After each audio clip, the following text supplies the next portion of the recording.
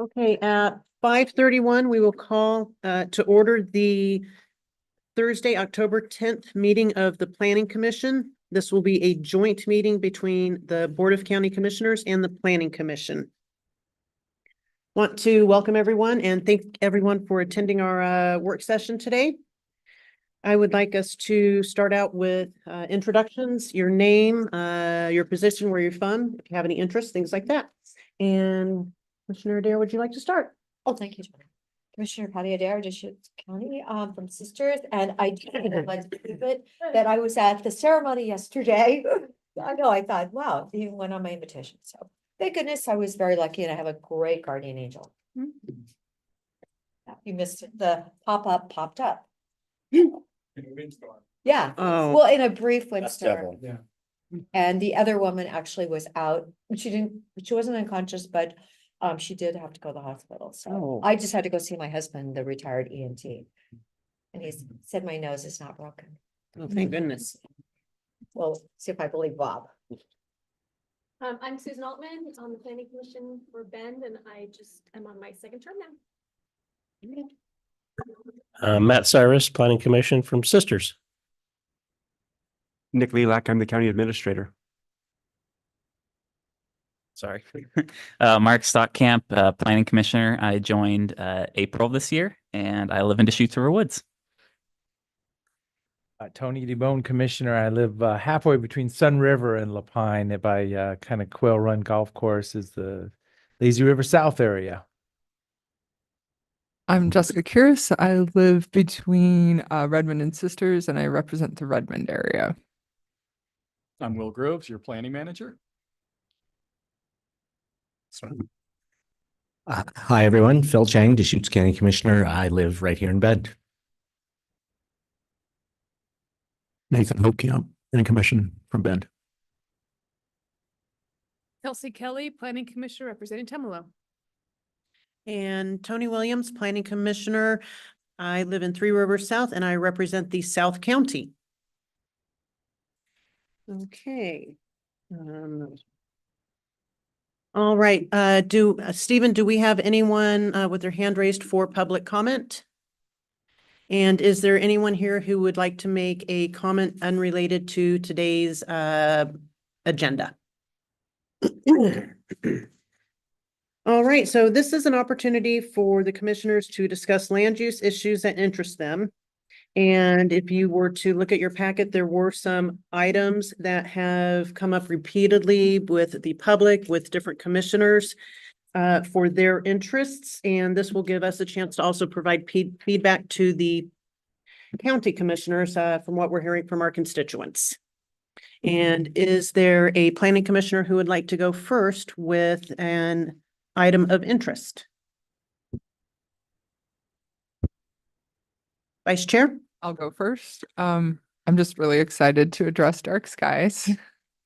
There's an aurora forecasted for tonight, so everybody go look at the sky and hope that the clouds and smoke stay away. But such things are not visible if the sky is not dark. So currently, the last time we had an aurora, I drove out to the Ochocos thinking like, oh, I got to get away from town so I can see this. And I did, and it was spectacular. But actually, people right here closer into town got a really good view too. And so I'd really like to keep it that way. And the only way we're going to keep it that way is figure out how to encourage people to keep the sky dark. And I think that when we had public comment about this, people have done a great job of testifying how the sky is a lot like any of the other things around here that people are interested in, like rivers, lakes, mountains. So anyway, I think there's a lot of public interest about this. It's kind of seems pretty widespread. It doesn't seem like there's just like one group of people who likes the sky dark. It seems like a lot of different types of people enjoy dark sky. So it might even be kind of a fun item that brings people together, at least insofar as their interest in it. There may be some differing opinions on exactly the best way to accomplish that, but I'm excited to see that on the Couple thoughts. Yes. I love dark skies, right? And it's that balance between, what are we going to require as a hard, community development code, what's best practices. And that's always been the balance, so, and this is what a planning commission can do is, talk about those different aspects of it. And then just following up on that, city of Redmond over by the airport, there's some new development off of kind of Second Street by Neighbor Impact. And they have these big glowing lights in all directions. So they don't have people setting up in their parking lot at night. So, I mean, think of that conundrum. I mean, they need not defensible, but, just vision on their parking lot. And man, is it bright over there. And the first thing I thought is, oh, there goes dark skies in this area. No one wants to sleep when there's Yeah. lights at you. Yeah. Anyone else? And I have a different feeling about it. If you all in your cities want to have dark skies, that's great, but there's actually been 3 wolves that have been spotted in my neighborhood, and I walk in the dark. I walk from my house to my house, and the acts of whatever coyotes lately have been, oh my gosh, overwhelming. I'm pretty sure it's coyotes, and I'm hearing them like at 5:30 in the morning, and I'm thinking like, I like to see my light, so I don't mind having some lights out where I live. They're not bright, but they definitely, when I'm walking out there in the complete dark, it really makes me feel safer. So I don't want to run into a wolf. I mean, I guess I would just say that, what we've learned in terms of best practices from the research that staff has done is that just having a shield to point the light down does a lot of the work that's necessary. So we're not talking about no light. We're not talking about not being able to have huge lights over parking lots. We just want them shielded so that they're not putting light straight up in the air. Out in the rural county, I mean, there's questions about, wildlife and impacts to wildlife, but in a lot of places, just having a shield and having the light point down, maybe working on the spectrum or the types of light bulbs could accomplish a lot. And that's how I feel about it. We need to have safety. We need to be able to see. But just by directing the light down, in addition to us enjoying it, it will help birds and insects who are trying to migrate, trying to feed. And for me, that honestly, I think more of a concern is allowing our birds and insects to do what they do. I've lived here for 25 years, and I am just definitely seeing a reduction in the number of birds in my yard, and I don't have a single light. I mean, my yard is pitch black at night, and I just don't see the amount of birds and the variety of birds that I used to. I'll just share a personal anecdote that kind of dovetails a little bit with what you're saying. So I actually moved out of the city to be in the dark. So I live between Redmond and Sisters, so I don't actually live in town. And where I live, I do have one neighbor who has a very bright light. So the light is so bright that we're on a 15-acre property, they're on a 5-acre property. I can actually make shadow puppets on my pump house that is like on the clear opposite side of the property from their property. And it's totally fine with me that they would like to have a light at their house. Like, I don't have any problem with that. We have lots of coyotes. And they have a dog, and they like to let their dog out, and they want to see where their dog is when their dog's out. But as Commissioner Chang was saying, all of that could actually be accomplished if the light were downward facing instead of actually facing onto our property. So I think just tidying things up just a bit could actually make a big difference without adding like a bunch of regulations and weird stuff that makes people uncomfortable. Because I feel like, especially those of us who live out in the country, it's like we kind of like to do our own thing out there. We don't have to have tons and tons of things said about exactly what we can do. But I just think that, well, I mean, this are people who live out in the country, it's sort of a lot of people are attracted to those areas because kind of like, let's do our own thing. But I just think like what Commissioner Chang is saying, like there's not a lot needed, but I guess we'll have to see what everybody thinks in terms of public comment and all that. I'm open, but I'm hoping that there's a simple solution that could help a lot without burdening people with a whole bunch of stuff. Commissioner Cyrus? Well, thanks. Not to beat a dead horse, because I look forward to having a discussion and hopefully some hearings on some of this. I'd love to see community input, but I'm kind of echo the idea that personally I like to see the absolute dead dark. If they've shown actually that crime actually goes down in the dark because flashlights show up better. People can hunker around in the shadows of a lighted area a lot easier than if their flashlight's standing out at night. But interestingly enough, and it's also a lot easier to shoot coyotes with night vision if there's no light interfering. But from that standpoint, I mean, we did something. I mean, maybe as an example, that might be something the county could take a look at is when we developed Aspen Lakes, we have kind of dark skies on steroids. We have rules that you cannot see a light source past your property line. So people are allowed to illuminate their property to the extent that it does not impact their neighbor. And so they have to shield to the extent that you cannot see the source or any reflective portion of that source from the property line. And that's when we do home finals, we actually walk the perimeter of the lot and look for lights. If we can see it, the house gets rejected. So something to maybe consider. I mean, it's kind of a compromise. People can illuminate their property as long as they don't impose on the neighbor. Rotman, did you have something? Yeah, I'll just personal anecdote. I don't know where I saw this. Social media, probably Instagram, but it was talking about how there's a current bird migration period right now in October through I think the 19th. And so we have a barn light that is illuminated downward with a cover, but I'm like, I'm just going to turn the barn light off.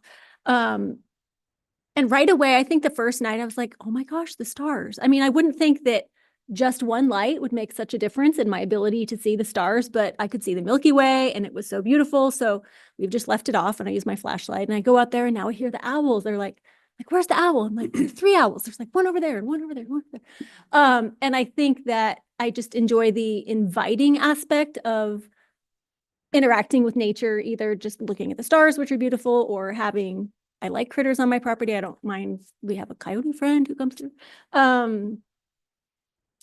So I don't know if there's a way to find a happy medium that satisfies a lot of people. I know it's a topic of interest in the county, and to even have, I don't know if I would call it a challenge, but like try it for 2 weeks, turn your lights off. Some people do like sober October or something, and you could be like, just January. that too. But you could just give it a try. Until the Christmas lights. Yeah. Christmas lights, guys. Something like that might be just a fun, messaging for the public. If people are really interested in it, try it, see, what it does for your property and how you enjoy it. And that's it. So people are going to have lighting on their property, whether it's 1 acre, 10 acres, they're going to have a front porch, they're going to have a barn light. They're going to install it. If it's just a cover, they're still going to have to install their own porch light. Another thing, and this is probably more a city thing, but really the color of the light, be it a blue light, it does affect mental health.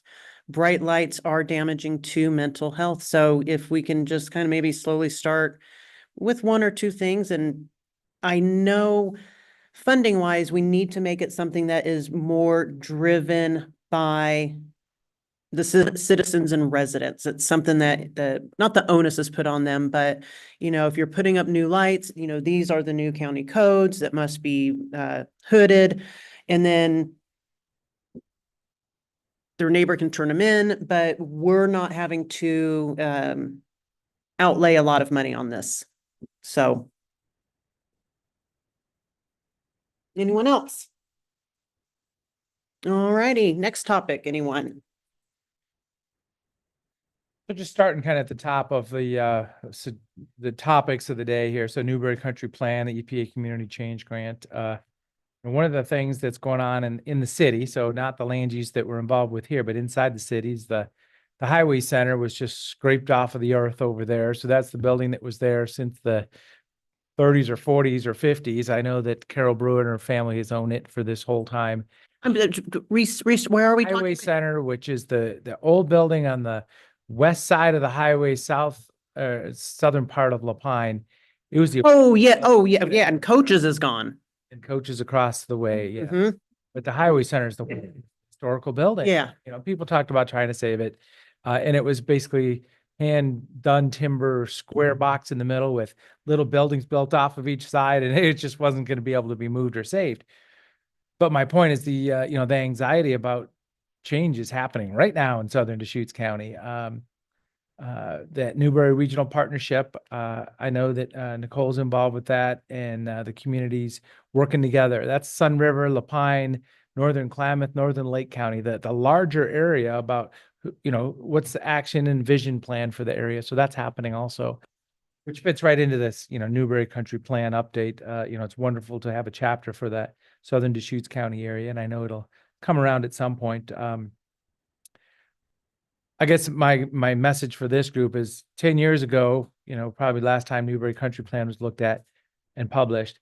It was, well, what's going on around here and what's the big picture? Now is, how are we going to plan for all this growth, and what do we want to look like as we have, the city of Lapine goes from 3,000 to 5,000 to 7,000 to 10,000 people inside the city, obviously, but this is the acceleration portion of the area. So just kind of setting the tone of that. Yep.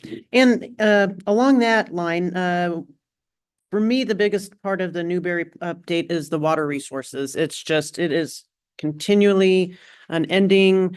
My HOA, we have 100 lots, and over 20% of the wells have dried up in the last 3 years. And the previous 20 years, not a single well dried up. So I don't know what that solution is, but it is a problem needing one. And that's just my 100 lots, never mind and Oregon Water Wonderland and DRRH. And I mean, I know OW 2 has water, but just frightening. And how do we fix it? That's water quantity, because water quality is the other big item too. Yes, quality and quantity. So There's feedback between the two. The less water that's going in the ground, the less the nitrates that are in the ground are diluted.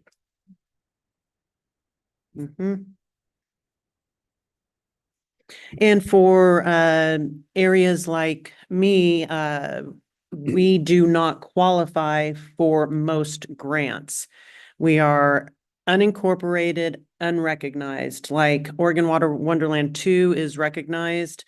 They were able to get community water, and for a neighborhood like us to do it is unimaginably unattainable, just expensive. So that's my thoughts. It would really be nice if this group, with people's wells issues, Mhm. the state had some funding. And so I was sharing that information with quite a, 3 or 4 people. But the state funding was such that if you made over $59,000 adjusted gross income for 2 people, you would not qualify to have any funding. And I'm talking to the state and I'm saying, is there any way you could like double that number and make it at least a portion up to like 120,000? Because who in today's world is going to have a place with a well that's going to make for 2 people less than $60,000? Nobody could qualify. No, of all these people that, have been reaching out. And so I told the state, I go, is there any way you could expand that, or at least give them a portion, let's say 50% of what, if you made only 60,000. Or Nobody- an interest-free loan. Yeah. Anyway, I haven't been successful there, but I really feel like the state needs to look at that. Mhm. So, I mean, these are people from like Crooked River, Redmond, all over the place, and but yeah, everyone was incredibly disappointed. Appreciate you putting the word in, Well, just keep talking about it and maybe it will get done. right? To follow the thought a little further, I mean, it is very important that we try to soften the blow for homeowners whose wells and domestic wells have gone dry. And it's also, I think it's really incumbent on us as a community to be thinking about what we can do to prevent groundwater levels from declining further.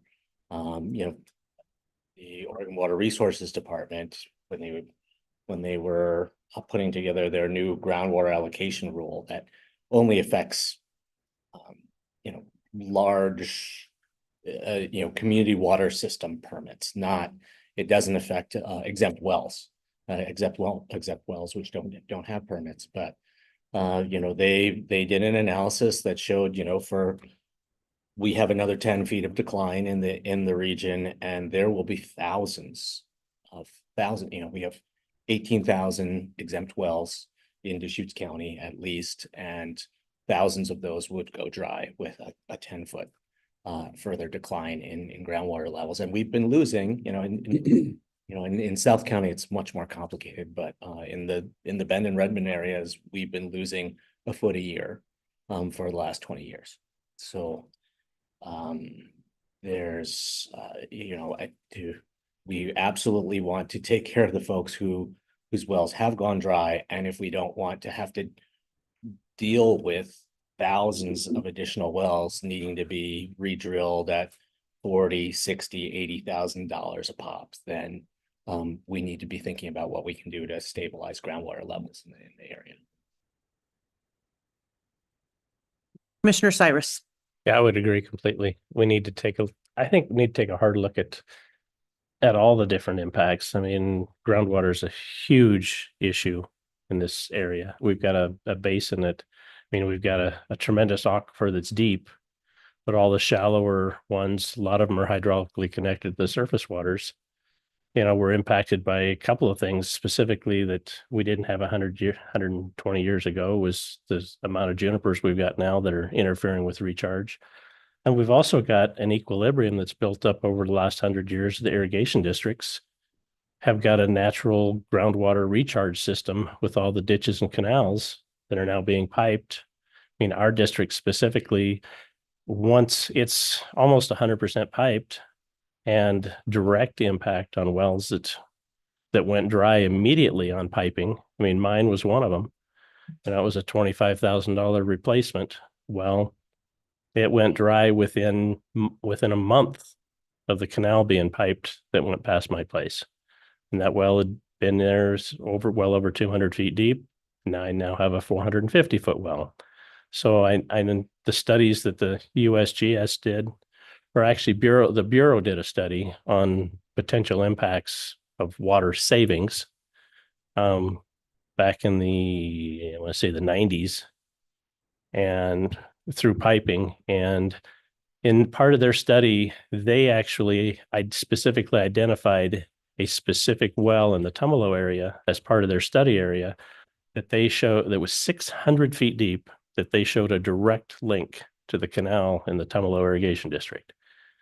And so, I mean, it's something that should be considered as we do a significant amount of piping, is the overall impact to the aquifers and the groundwater from those projects, because that water isn't saved.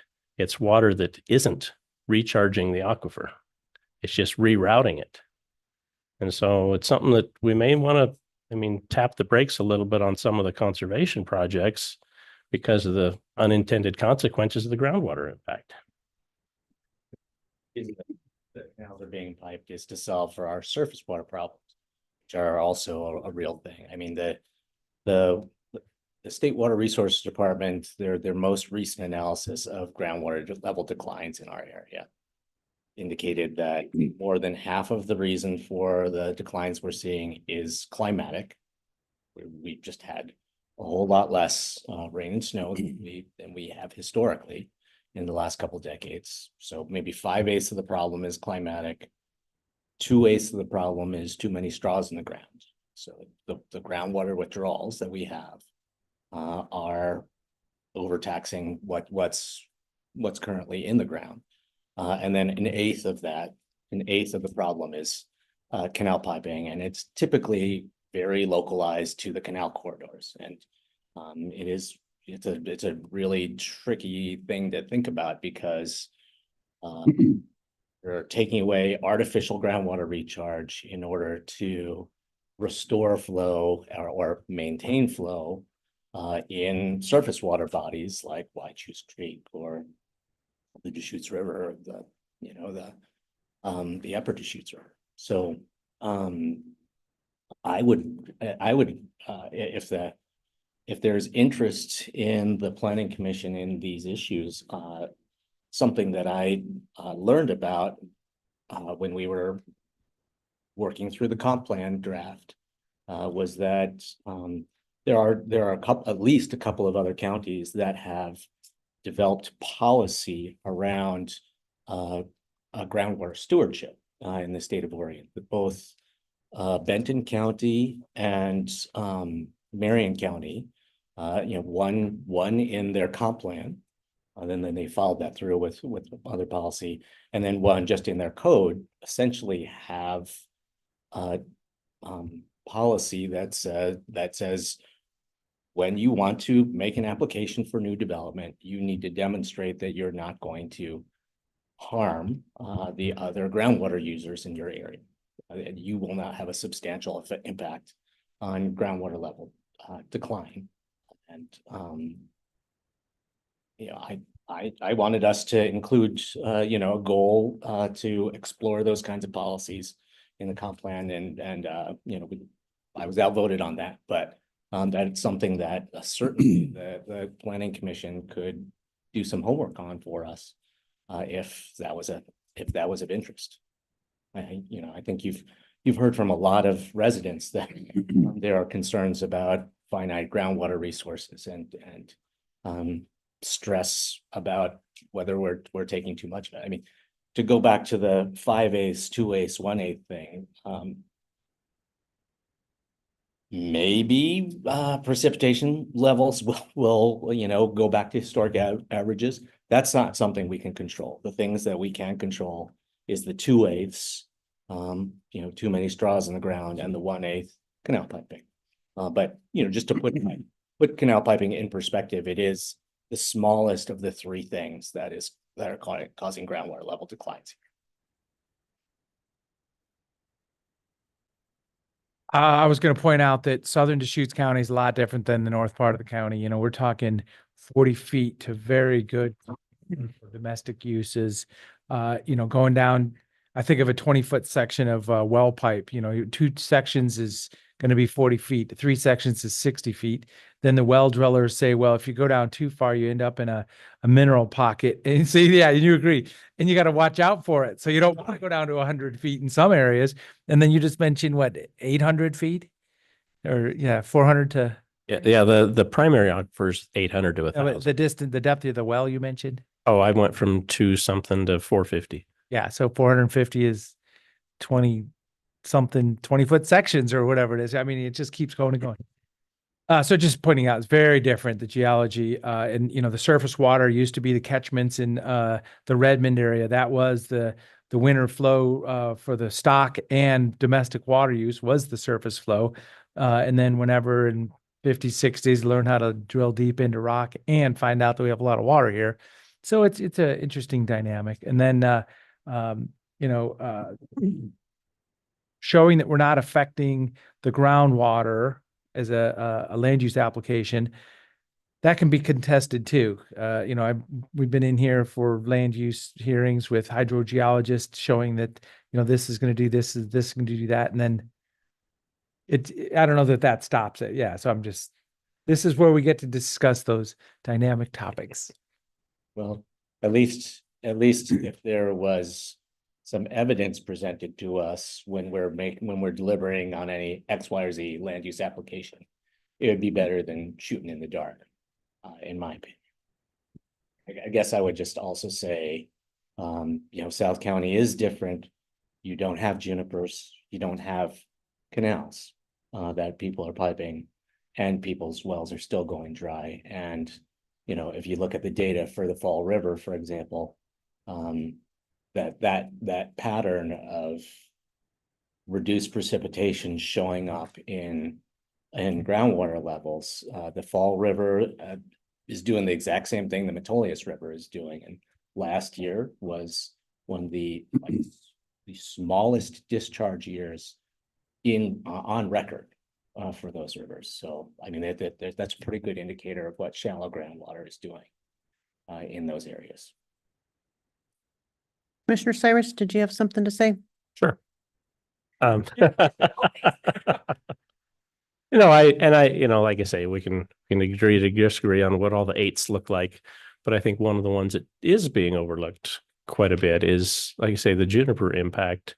Like I say, we can disagree on that one, but I have seen the studies that indicate that our family homesteaded this area, and incidental discussion from those that did homestead at the time was the area between Sisters and Klein Buttes, for example, was grassland with a few scattered junipers. It wasn't a juniper forest at the time. The junipers, although native, are certainly also invasive and taking over areas that used to be grasslands, and areas in eastern Oregon where the fires have burned off are now lush green grasses again, and springs have started spouting up again. I saw one study from OSU that indicated that the junipers currently are using in excess of 40 billion gallons of water a year, and that 55 billion gallons. okay, Just the 5 So- million, or, we've got 6 million. but the indication is that the junipers are utilizing roughly 14 inches of water per year but we're in an area where we only get 11 inches.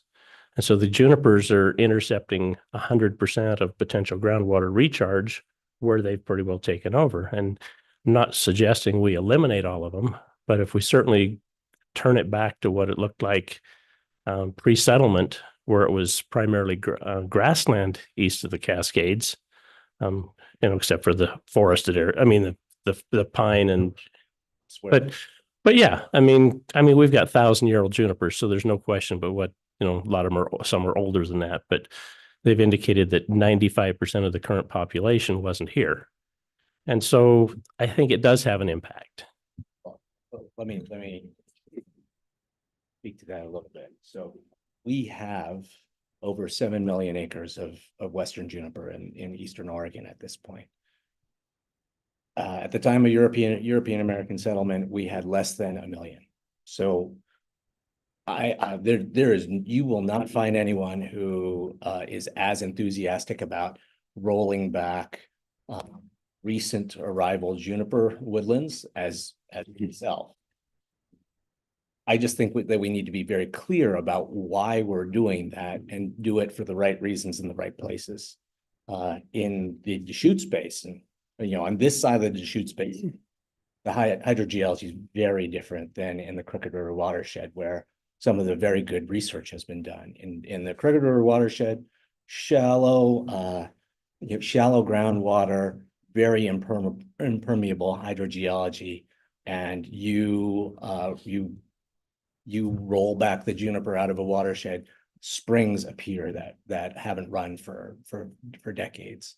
Here, in the areas that are occupied by juniper, the groundwater is hundreds of feet down, and it is coming from the east flank of the Cascades. That's where massive amounts of rain and snowfall go into the ground and then move towards the Deschutes River. So the impact of doing juniper treatments for water on this side of the basin is insignificant. Now, is it a good thing to do for habitat? Absolutely. Is it a really good thing to do for community wildfire protection? Absolutely. Should we be doing juniper treatments in Deschutes County? Absolutely. Should we say that they're going to help us with our water situation?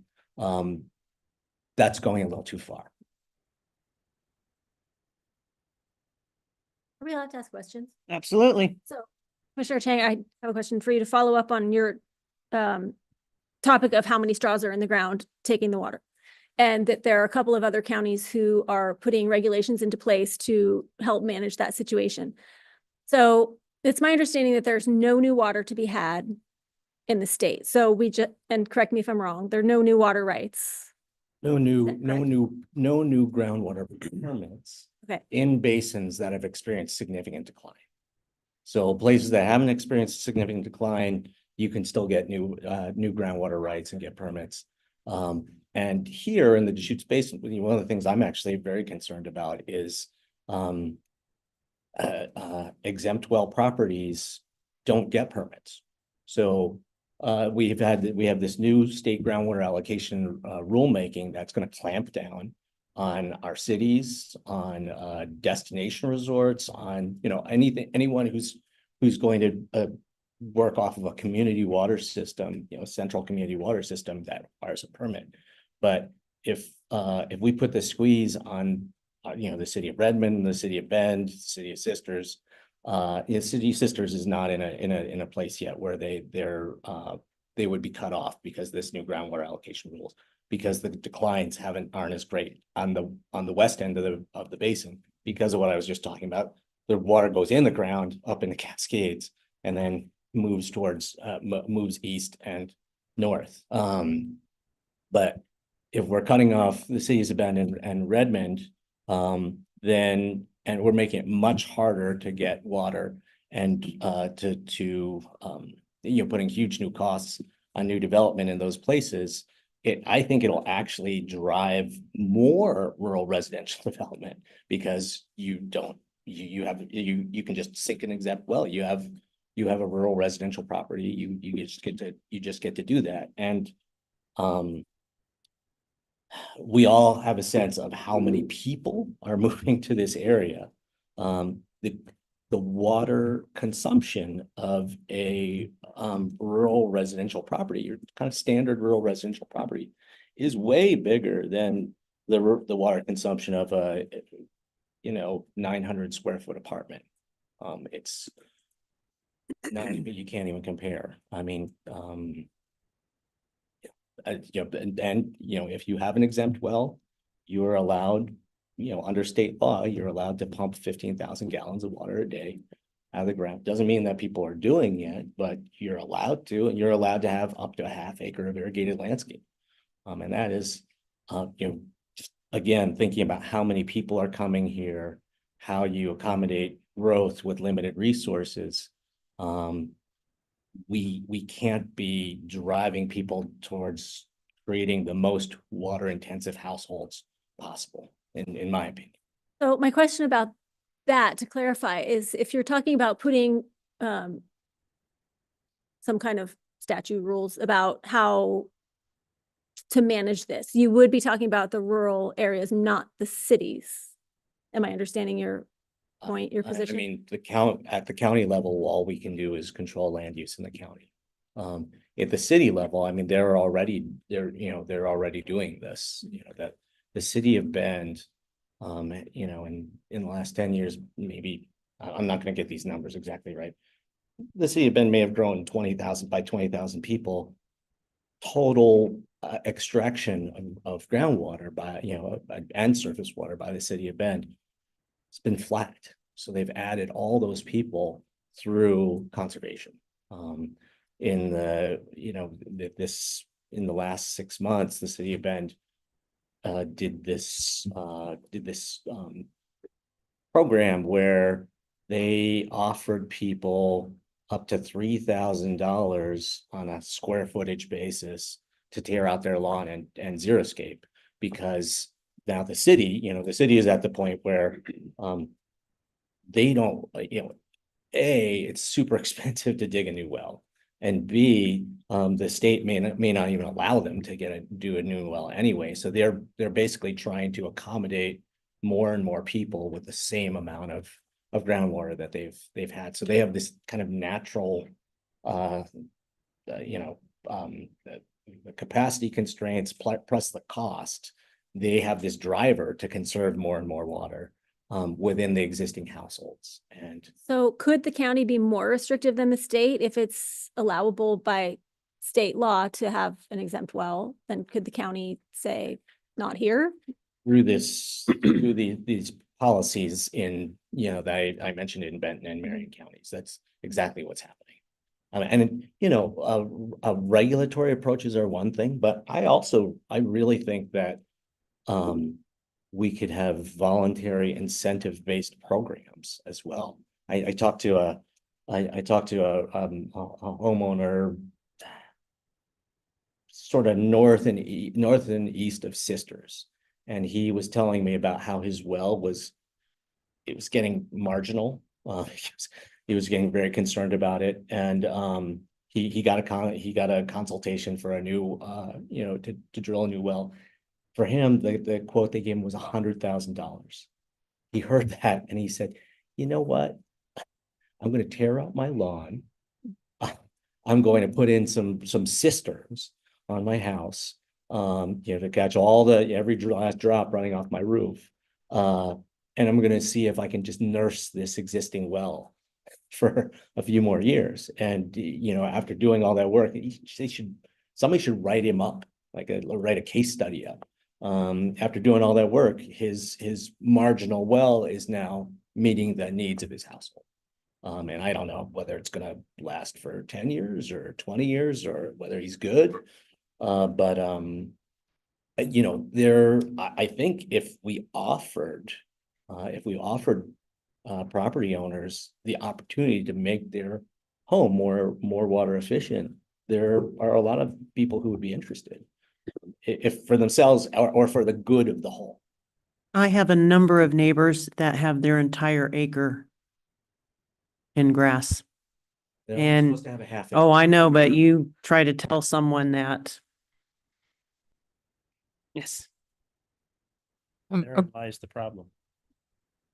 So I have a super long-term, long-range planning take. So hear me out. I just thought of this. This is not a planned comment. Okay, so 5/8 of this problem is climate, right? So the climate is getting less water dry. Yeah. So let's just say like 50 years, 100 years or whatever. Let's just say the trend continues.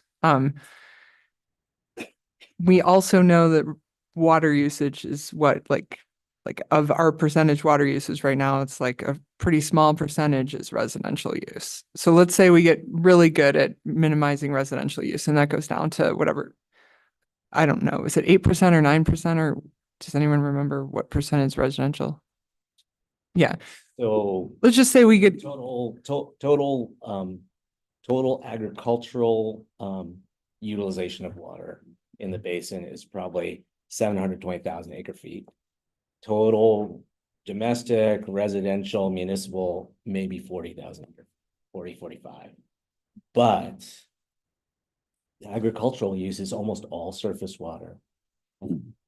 The major, unlike, you go out to Burns, you go out to Humboldt County, they've experienced groundwater level declines 300 feet. And it's because of agricultural wells. Here in the Deschutes Basin, basically the only people who are taking water out of the ground is cities and resort communities and rural homes. So it's within the scope of the basin. It's a very small amount of water, but this is the only stress. Homes and businesses are the only stressor on groundwater resources, not agriculture. except for climate, because we're getting less rain to recharge. But that's a good point. So let's say we had the information in front of us of exactly how much is climate of groundwater, not overall. Groundwater versus residential versus municipal uses. So say we get like way better at residential, but in 100 years, do we actually end up having to drill down to the main aquifer anyway? Like I said, this is a super long range planning take, but do we eventually have to drill down? I mean, I know we have this huge aquifer, which other places don't have, like some of the other places in the Southwest and places like that. It's like they don't have San Diego and LA and all those places don't have this like huge aquifer that they could theoretically draw from. But if we're planning for far in the future, at least we have that resource, but we would have to drill down to get to it. So Could we drill down to get to it to recharge our groundwater? drill down to the groundwater to recharge it. Drill down to the aquifer and then just pull it up to the distance where it's hitting our groundwater. You mean like the more shallow? Yeah. So like, our wells are 40 feet, down south. Can you drill down to the aquifer you know, kind of like a subcutaneous, Move it. yeah, move like it a up. subcutaneous injection.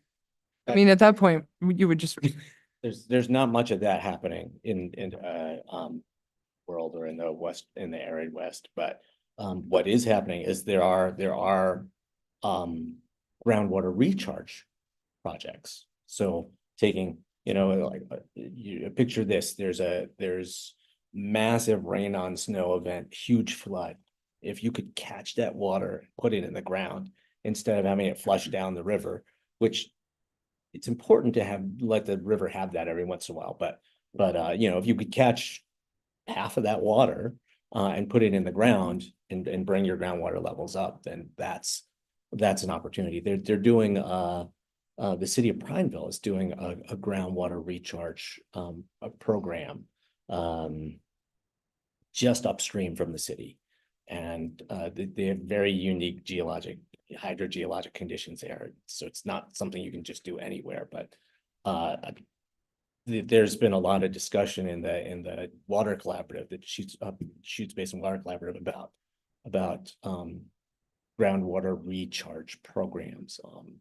There's a lot of people who, you know, all sorts of folks are interested in putting getting more beavers into the headwaters of the basin and other parts of Oregon.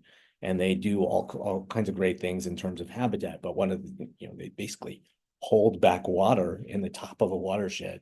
And that means that there's a lot more water going in the ground, and, you know, wet meadow systems that were, you know, channelized and dried out, that are suddenly, you know, full up with water again, and, you know, 3-foot high grass and ducks and all kinds of stuff in them. So there's opportunities there are things that we can look at to recharge our groundwater resources. And I didn't mean to cut you off. You were talking and then I just kind of like, it's okay, just to finish off the Yeah. thought. I'm just wondering, like, at what point are we staving off the inevitable, or can we not have this? I mean, can we have 100 years from now where we don't have to drill down to 800 to 1,000 feet to get to the primary aquifer? I guess it's a question for a scientist, or I'm not saying anyone should have the answer, but I mean, if there's a possibility we could avoid that, that would be cool. But at the same time, we do have this resource that a lot of other places that struggle with these questions don't have. So it's just really, really, really expensive to get to the water. But over 100 years or so, maybe this is the planning commission. So we should probably be thinking about, you know, like over the next, you know, 10 comprehensive plans. Like, you know, at what point do we figure out how to spend the money to get to the water, if that's what's going to eventually have to happen in, you know, 100 years from now or 50 years from now or whatever? But it is interesting living in Malibu, and in the 70s, when they moved this Pepperdine out to Malibu, you know, it's right on the ocean.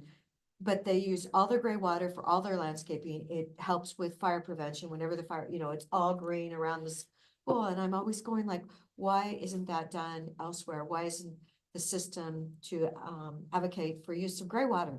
Because they did it a long time ago, and it really, you know, it makes a huge difference. And when people drive up, they'll go like, oh my gosh, it's all this green. Well, it helps with fires, and it's actually a reuse.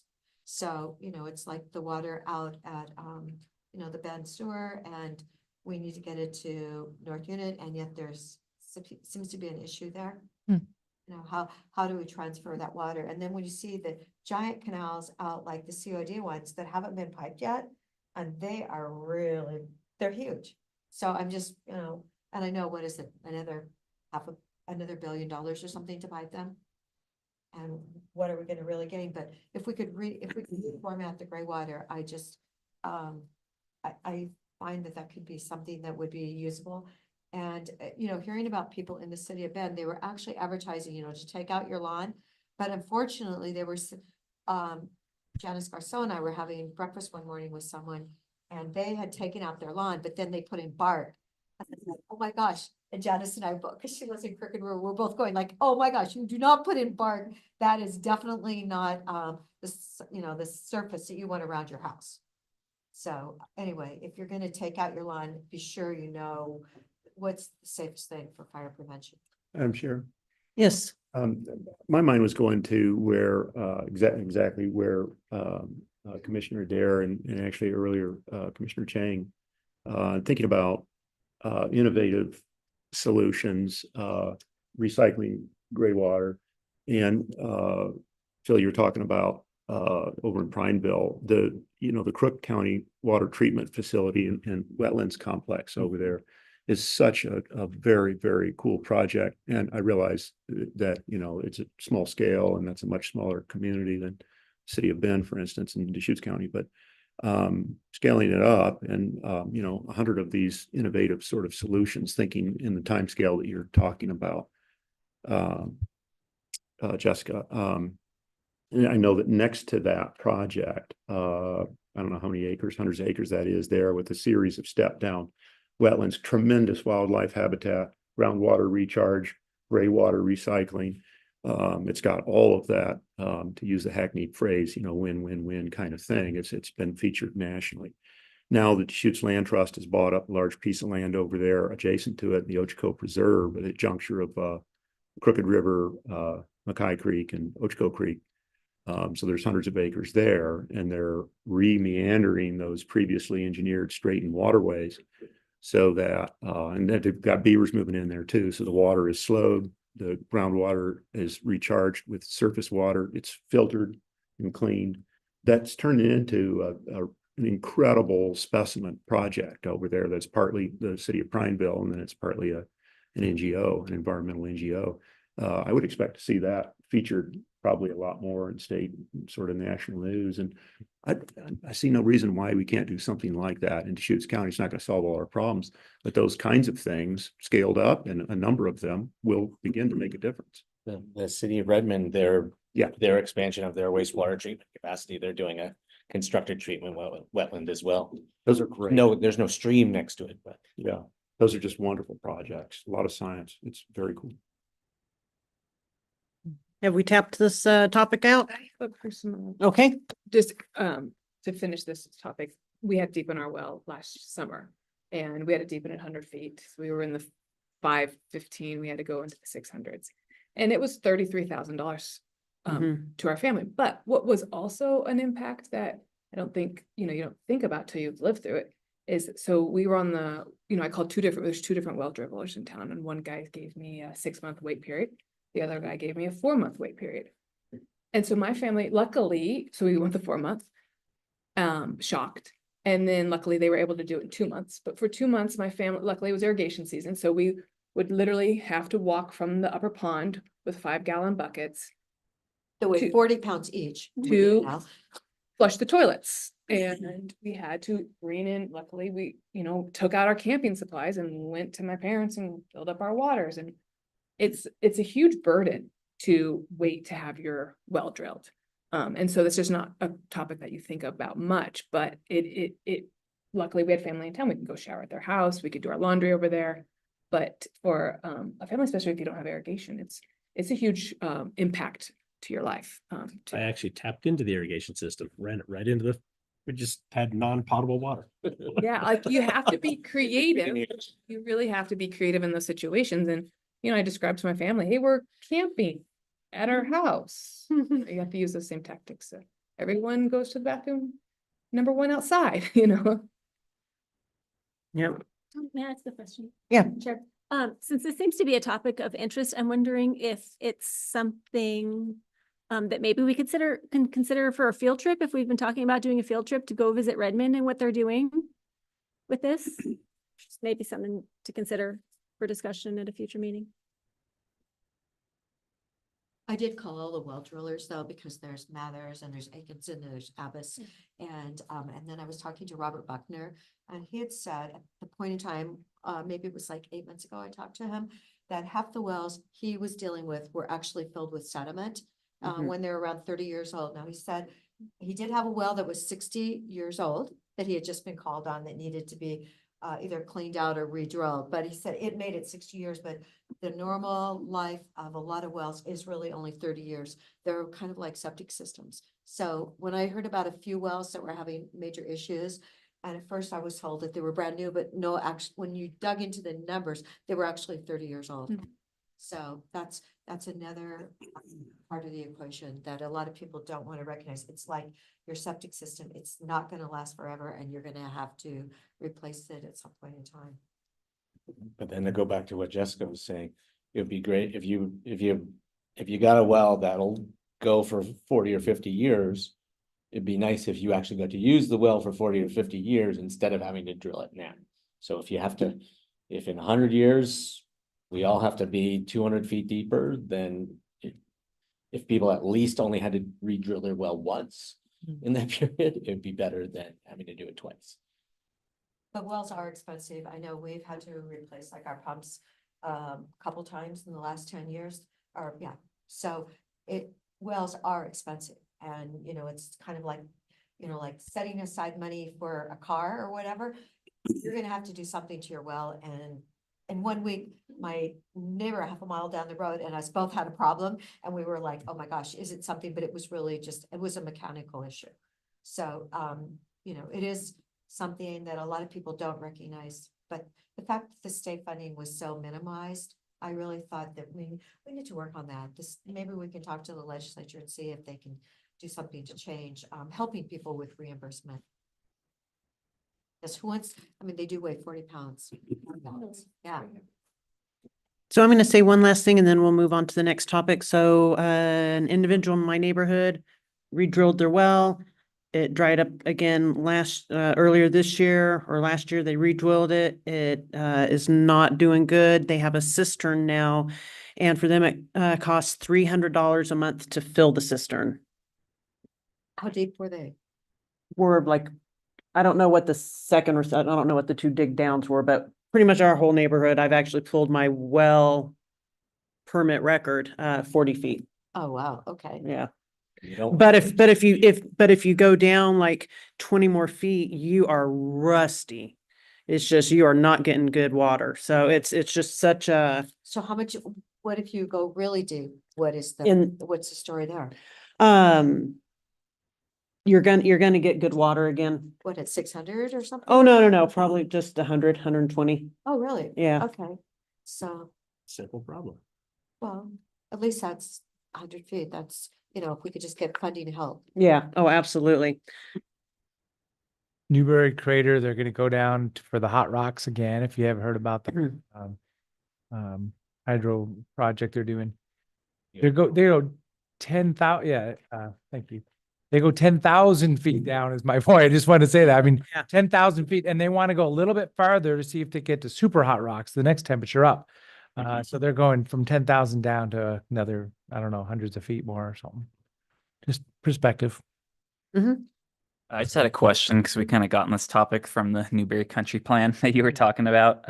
What does it look like for the county engaging the South County residents? Like, is there going to be public hearings down there? Like, I'm just curious, are we going to make it more accessible for people in La Pine, Sun River? I know they have buildings that we can meet. So I was just that's a question for planning staff. So. Yeah, glad to help out with that one. I think that, the recent Tumalo outreach would be kind of a template for it, although, Tumalo is a single point place in a much smaller population center. So typically, when we've done these type of outreaches to South County, we end up down at the senior center, at the high school, at the Shark, trying to get out, these meetings in a box format that we used with the comprehensive plan. So to meet HOAs, other social groups where they are. So that would be kind of the general outreach strategy. So a similar effort, but of course, Tumalo is again very small, relatively constrained issues. So it would sit somewhere between there and kind of the broader comprehensive plan outreach that we did. All right. So I'm gonna skip down to RVs.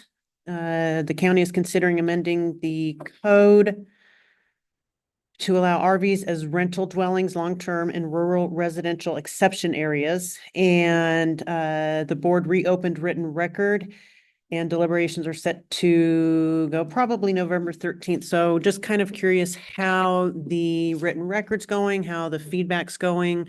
The Planning Commission had made a recommendation. We're just really on the fence about it. We are oftentimes the lead county in just jumping in head first off a really tall cliff. We thought maybe we would let a different county do that this time. Me like Clackamas? Yes. Like, I know, I left my card with someone at a coffee shop in Tumalo, and it ended up, her husband called me, they are living in an RV. And when you hear the story, and I tried to refer them to safe parking, to Mhm. Rick Russell, and they actually had 9 letters from all their neighbors saying they're doing such a fabulous job where they're living illegally, and all the neighbors really wanted to support them. So, I'm glad we're bringing that up again, because when you hear that story and all the neighbors are supporting it, it's like one side of the story, and then you hear from somebody else and they're like, we don't want to impact our property values. So, it's a balance. But that story definitely has a really compassionate side, because you know how hard it is for people. And when they're really keeping everything clean and tidy and, really welcomed by the neighborhood. But how many times will you get the other story? And we also heard from so many people, I mean, I think so many of the people who had a negative opinion were witnessing illegal RV dwellings in their neighborhood or next door to them, and said, we don't want that. And then when you say, well, no, if we create a program, there would actually be rules around it, they said, well, we don't believe you. We don't believe you, you're gonna develop good rules, and we don't believe you that code compliance is going to enforce them, because I already got somebody next door to me who's illegally using an RV as a dwelling. So I mean, that piece of the, and I'm sorry, let staff tell you, answer your questions, but I mean, that for me is one of the really challenging parts about this, is if we proceed, how do we actually create an effective program and build the trust to be able to actually follow it through. Will? Thank you, Chair. I'll look over to Stephanie here for a moment, because this is an open record item, we have to be careful not to engage in deliberation. So, I can tell you, I can characterize what's in the record without being at risk of that. So the board had requested that the record be reopened to get additional information, particularly from our firefighters who had some of the same concerns that we've heard throughout. We did get a response from some of the districts that basically the same concerns remained. They were concerned that they were going to be taking on additional families, essentially, because there are no construction that goes in association with this, and thus no taxes are assessed in association with the RVs, that they'd be taking on an unfunded mandate. And they were concerned about how they would get revenue for that. That can, based on our research, that appears to be pretty difficult. The county, to the extent that those districts were to impose an SDC, we could collect that for them, but it seemed like, at least initially, they weren't interested in going through the political process of imposing an SDC on their districts. The other thing was significant concerns about both the propensity for RVs to ignite and be ignited compared to other structures. So continuing to receive much of the same feedback that we got previously. It was you'll see the letter in the record, as you return to that record, which is, if we do these just like ADUs, it'd be perfect. There would be, construction and money associated with them, and there'd be defensible space, and it'd be constructed to R327 standards. We love it. And, I still trying to get around in the loop that you don't get there automatically for RVs, because there's not construction associated with them. They're not structures, so they're not subject to R327 standards, the hardening, the fire hardening and construction associated with it. So remaining concerns there, strong concerns from our building official about the safety of these as residences. So a lot of the concerns that were in front of the Planning Commission remain. Also, noting, and we heard this in the record, there's questions of, we find ourselves a lot of times in harm reduction situations. If people are already living in RVs, just putting them in less flammable, better supported places that have septic, have water, could be regulated for defensible space potentially. Is that the fact that it's not perfect, is that still good? So I think that's all going to be very in front of the board in the future in deliberations coming up when that record closes in November. It closes November 13th? Okay, and then we're gonna meet on the November 13th. Mhm. Thank you, Tanya. So I'll just say that, it came to us as a no vote from the planning commission, right? It's like, nah, we studied this and then we don't think we're going to get there. But it was what, 3-4 or whatever. I don't know if everybody voted on it. So I'm just referring to process here. Thank you very much. It's valuable to have the two sides of an issue, some serious debate and, public input process on this. We have picked it up and we haven't quite got there yet, but we've had one open record period and then the fire issue came up and now, well, that's true. The district doesn't get extra revenue for this and maybe there is something. So we'll get to that deliberations. But my point is the partnership with, you as the planning commission on the topics. Thank you very much for doing the homework because the memo that comes to us about the discussion that happens here is such a great launching point. So thank you for what you're doing there. So Will, if I said something like, what if they were on this significant pad of gravel? So the fire didn't spread, of course, then if there's wind, it would spread. But I mean, I was just like, when you have that personal story from someone that, it's really, it's compelling. And yet- we had a good conversation with the fire districts about at a certain point, if you put enough of a gravel radius on it, a lot of the concerns are mitigated. And that's something that's relatively easy. The other thing is the concern about having code enforcement have to deal with this. And if the regulation is you build a gravel circle and you don't plant anything in it, that's really easy to regulate and very effective in terms of, both if the RV goes up or if something around it's burning to try to minimize that conflagration. Gravel. Yeah, lots of gravel. Gravel. Yeah, not bark. Make sure the propane tanks also spread out. Madam Chair. Madam Chair. Yes. Yeah, and hopefully you guys can come up with a solution. The one that was the most discussed probably or one of the big issues in the planning commission was funding. And that was, being 40 some years as a volunteer. I mean, that's what we see in our department is how do you pay for all these extra people and extra load? I mean, it's often those units that may have even a higher than average call load. And, if there's any kind of a mechanism, and I think I suggested an annual or biannual renewable fee or permit system to where it's not a permanent approval, but something that they have to renew on a regular basis, that those fees go to the department in lieu of taxes or whatever process. But that was my single biggest concern with the whole idea is how do you fund it?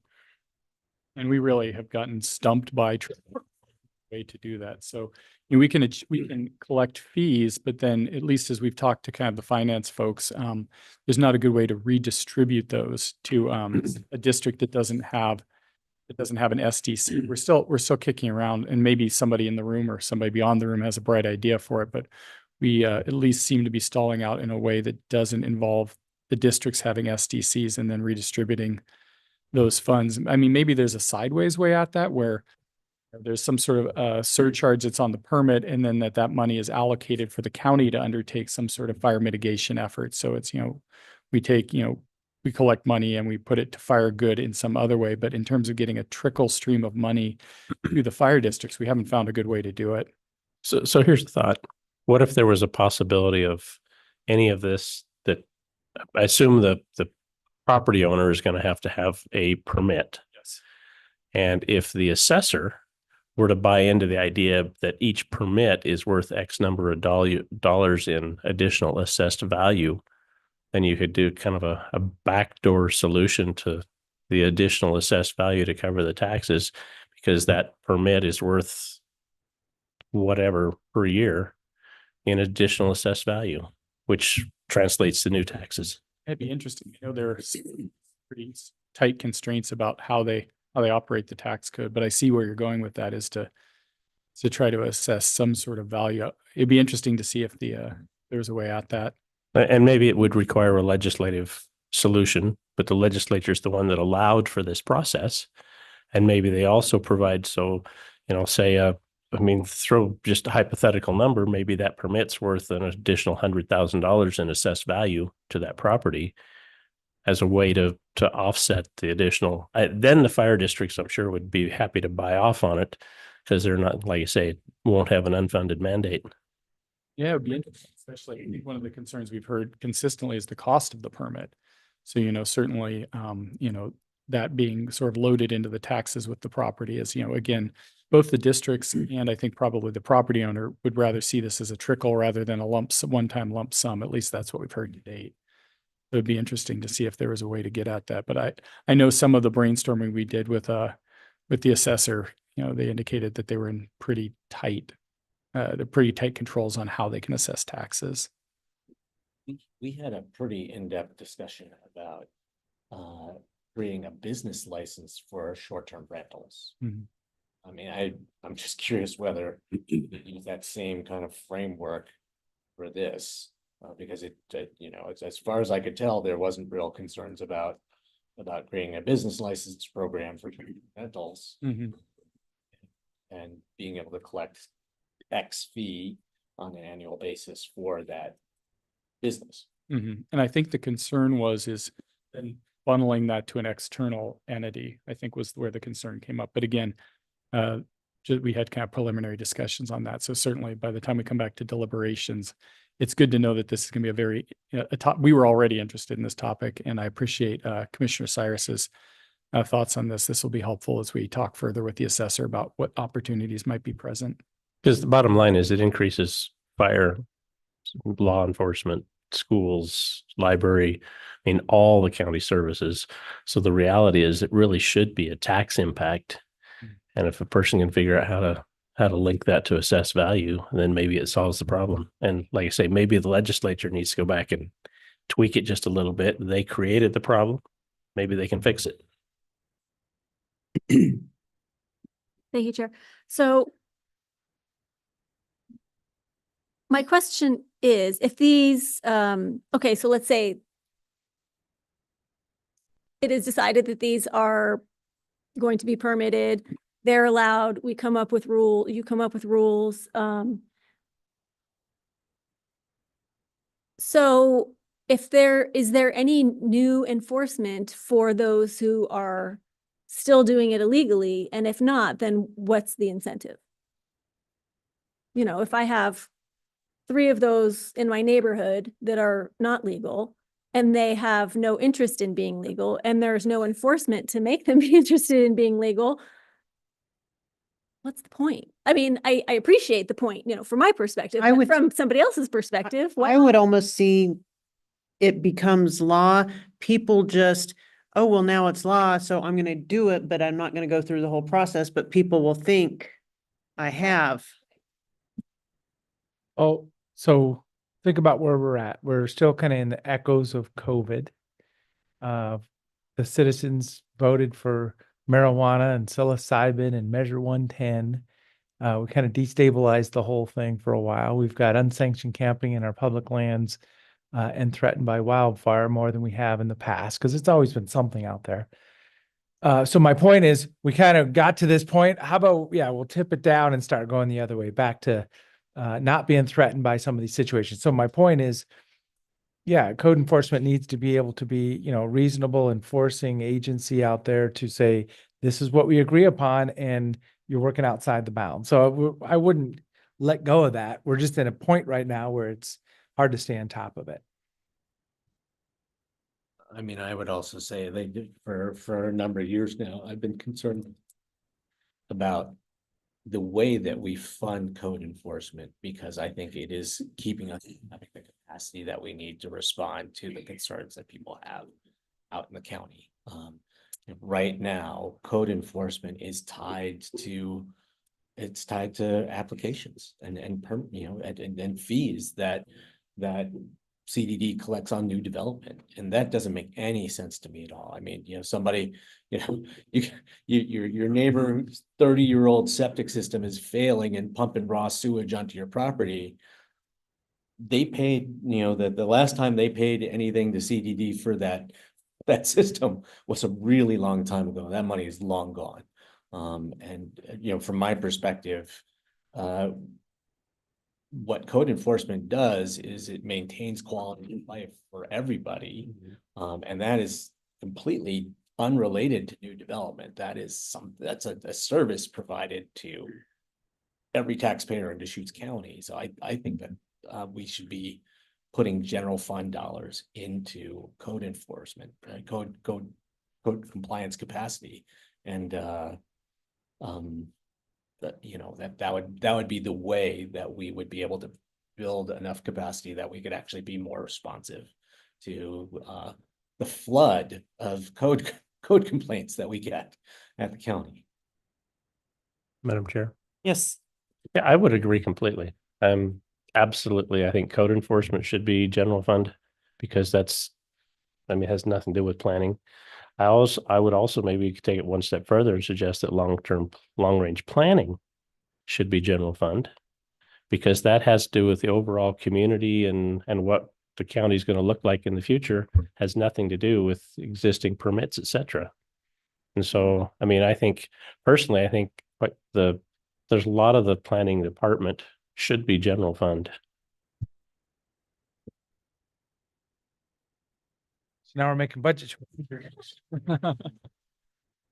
Meeting is in December. Yeah, give me a heads up ahead. Well, so I would say that there's been a few years where general fund has been there to subsidize long-range planning. So it's not structurally built into the budget, but I have supported that. So as I say, there's a lot more you could do, but I mean, we've definitely made that choice for long-range planning, especially during down periods where it's not activity at the counter. That's the time to look at the long-range planning. So as I say, I've supported that in the past. I mean, I think it should be a regular, permanent, predictable, stable thing, because otherwise you can't plan. You know, you can't plan to have that long range planner unless you know that the funding is going to be there. Great. So I'm not sure if we would have 2 votes for that. Oh, You heard it. I said You heard. one-time funding. You heard on a case by case basis. Well, I do think you guys ought to consider, I would agree completely. I mean, if the long-term, long-range planning, I mean, should not be attached to permits. And it just makes sense. I'll just a quick comment about the code enforcement. This is something that we hear consistently from people who come to the public hearings is that people want better code enforcement. So, I mean, if it's something you guys are considering in any way, shape or form, just passing that on, that it's just like a consistent theme. But see, I personally saw people that I know that have been code enforced with. And we have this homeless camp problem out on our land, and we haven't, we haven't taken care of our problem. When you drive down 97 and you see that mess and it's been there for a year, and we put a little 15,000 a month on it, and it still looks like heck, and it's got a chop shop on it that's been there. And yet we're code enforcing people that have a bathroom in their barn. And I'm like, really? What? Who? And it's been there for 20 years. So I'm like, I think we need to clean up our personal house at the same time. Maybe we clean up code. I know of a really nasty code enforcement out years ago, and it was impacting the whole street. It was one way in and one way out. Everybody need tidy places, but this place was like a fire waiting to happen. And it just kept going on and for years. So I don't even want to go out there and look at it now because I'm sure it's still there. What do you think, Stephanie? Yeah, I don't think it ever got cleaned up. And that's been years, like at least 5 years. I used to go out there on July 20th every year just to see if it looked any better. And it didn't. Yeah, I know. I won't give you the address because you all want to go out and see. Our field trip. Yeah, field trip out. No, really, code enforcement. But look at all the land that we're trying to do that land swap with. We've been dealing with that people have been there, I guess, for 20 years. I was there a month ago. There was actually someone with corn that was 5 feet tall at the back of the property we're trying to flip with the stay. And I'm like, what did they do? Put their own well in? Because they have a whole garden with corn. Yeah, like how are they getting that much water out to their garden? So that's on county land. Yes. I'd be curious to know the general population, how many people in the general population think that it's a general fund position versus a permit-based position, because when I found out that that's how it was funded, it just baffled me. And I don't think I'm alone in that assumption. So I think that it commonsensically just doesn't feel right to me as well. I'm guessing it's less than the number of people who think that their property taxes pay for roads. And there's just so much misunderstanding of, you know, how we pay for things in the county and who pays. Yeah, and I think a lot of frustration, it spurs a lot of frustration. Yeah. Okay, so this one item, EPA Community Change Grant, we have kind of, my phone heard me say, okay, so it wanted to take instruction from me.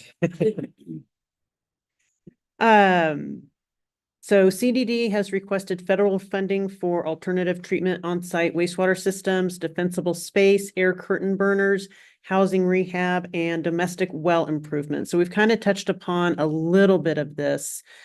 Peter, I would really like us to see us get those air curtain burners. So if maybe not everyone knows about it, basically it's a big old hot box that you put wood in, you put limbs, this, that, and it heats it up till it is just gone. And it has minimal air pollution versus like having a big old burn pile. So I would really be interested in it, especially like when we're putting in the new roads, redoing Highway 97 and all these big piles, and it just gets put to chip. And so if you drive out to 97 from Vanderbilt, across the street is a 20+ foot tall pile of chips. If we talk about not wanting bark to burn. Well, no, I drive through BLM land and they have piles that have been there for a couple of years. Mhm. And I even took pictures of it. Doug, our lobbyist wanted to know, and I sent him the pictures. And I'm like, Doug, why is this still sitting there? There are just like hundreds of piles of stuff. But I was wondering if Peter could give us an update. When will we know about that grant, Peter? Isn't it anytime soon? Give me a minute now. Thank you. Commissioners and planning commissioners, we are anxiously awaiting an outcome. It's been over 12 weeks. So we submitted on July 12th. Tomorrow will be week 13. So there's been an initial initial release of grant awards in, I want to say in late June. There's about $2 billion allocated to the Community Change Grant program. About 320 million were allocated, about 20 projects. So you're looking at $1.6 billion. From the projects that were funded, there were air curtain burners, there were projects dealing with groundwater quality and alternative treatment technologies in the South, in places where the hurricane has just made a presence. So that's reinforcing in that what we've offered: defensible space, air curtain burners, helping with home rehabilitation for ventilation.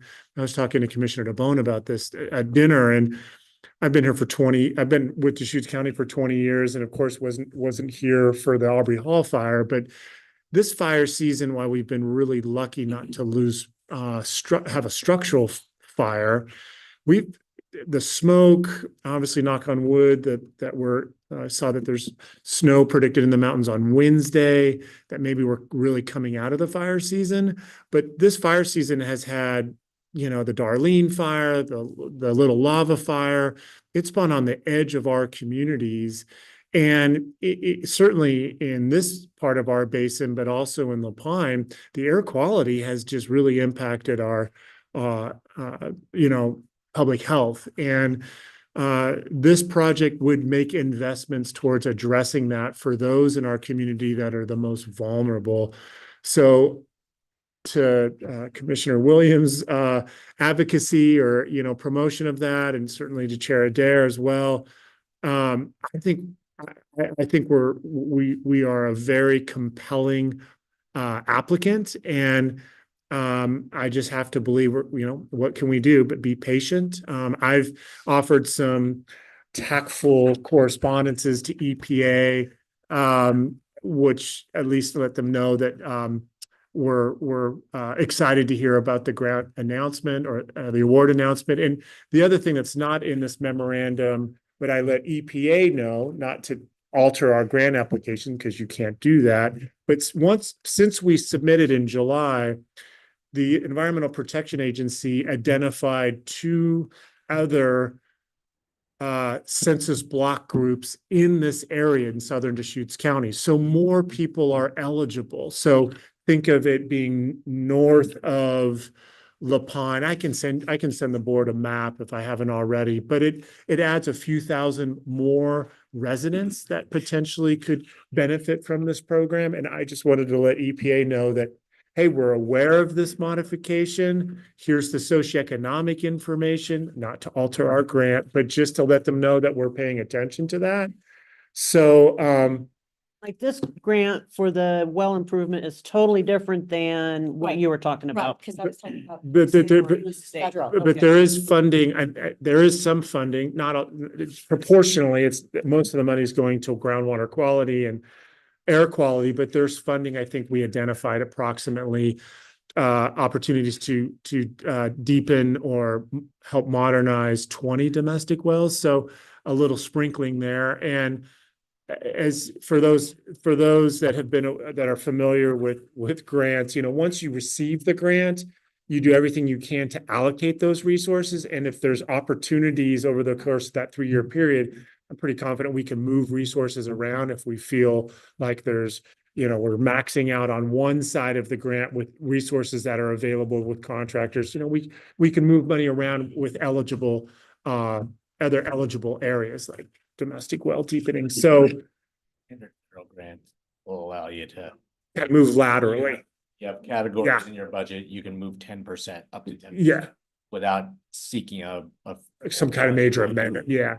So more to come, but I'd like to believe soon, right? In the next couple of weeks that will and I mean, I think the chair and our county administrator will be one of the first to be alerted to the announcement if we're selected. And then it takes as Commissioner Chang knows, it'll take us a couple weeks to finalize the cooperative agreement. I'm not worried about that. We've done that in the past with the community development department. And all things being equal, if you're looking at kind of looking at this through an optimistic lens, to get the grant award announced in the fall, to get the cooperative agreement in place, say by this winter, the time to make these improvements, right? It's in the spring. It's not during the dead of winter. So we can build ourselves up. We have a tremendous long-range planning team that will be involved to integrate this with the Newberry Country update. And so community engagement can be, developed so that when we get to the milder portions of our calendar year, we're ready to communicate with our partners about this opportunity. So I'm already thinking about it. Our team's thinking about it, but of course we have to restrain ourselves because we haven't been alerted yet. And there will be a role for the Planning Commission as well to help with that education as we advance the Newberry Country Plan opportunities to get feedback on very important topics in that community, like wildfire, like water quality, natural hazards, resiliency. I think Nicole, Will, and I were talking about, what are we calling it? Housing security, housing stability. We think these are going to be prominent themes in Newberry Country already. And this grant helps to speak to how we can help advance those goals. And since I'm putting a plug for this, we know that there's a large portion of our county that's not eligible for funding. And I think in the next week or two, Christy Bollinger, our property manager, is going to be advertising the sale of 2 quadrants in the neighborhood, in the Newberry neighborhood. That the sale of those quadrants go into a groundwater partnership fund, which provides resources to other parts of southern Deschutes County. So we're tracking all the dots and trying to make those connections. So a lot is on the horizon, and I know we're really excited about putting this all together communicating it to our neighbors, our residents, and getting resources out into the community. So fingers crossed. Fingers crossed. I would be interested in these census block groups. I'll send everybody an email. I'll send you my compelling email to EPA that shows the map, and I compare all of the census block groups. Yeah, I'd be happy to share it to the county commissioners if you're interested in that as well. It's just an updated profile based on what do they call us? A notice of funding opportunity modification that they made in August. So the clear and objective standards for residential development, House Bill 3197, will the Planning Commission have much input on that?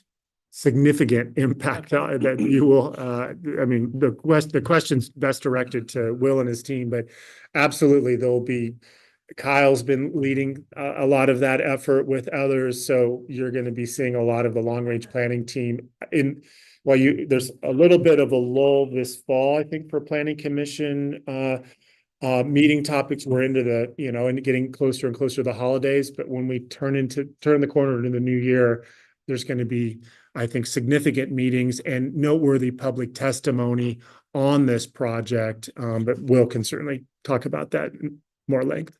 Yeah, thank you. I think Peter covered kind of the question that you asked really well, but just acknowledging that, our long range planning team is expending most of their effort cumulatively on this project. This is a huge code effort. And remember, of course, the DLCD brought us a consultant. And so MIG is working with us on our Title 17, our subdivision partition and road standards, as well as our Goal 5 inventories. Our internal teams are doing things like our definitions and multifamily housing cluster developments are things that we're looking to get through this. And again, the goal is to make it so that we're not closing any lanes, but opening new lanes. So there's basically, I'm changing metaphors on you here. I got a new one I like. It's a high occupant, the kind of the HOV lane. If everything's right about your car, you get to go fast in a lane all by yourself. And so we're opening new lanes and not closing old ones. And it is tricky because these are supposed to have equivalent regulations and protections to the old discretionary standards. And it turns out it can be pretty hard to explain how to paint by numbers, for example, what a habitat assessment and mitigation plan for a development might look like without, asking a biologist, and instead saying, well, if you do X, Y, and Z, it will always work. Yeah. And to clarify, these have to be in place by July 1st of 2025. That's the goal that we are shooting for that goal. I will tell you that I received an email from our counterparts in Washington County, and they're already acknowledging they're not going to make that July 1st deadline. So we're going to do everything we can to make it, but it'll be a good faith effort. Is that the statutory requirement though, or no? Yeah, that is the requirement in state law. Okay, So just That haven't had that required for quite a while now. Yes.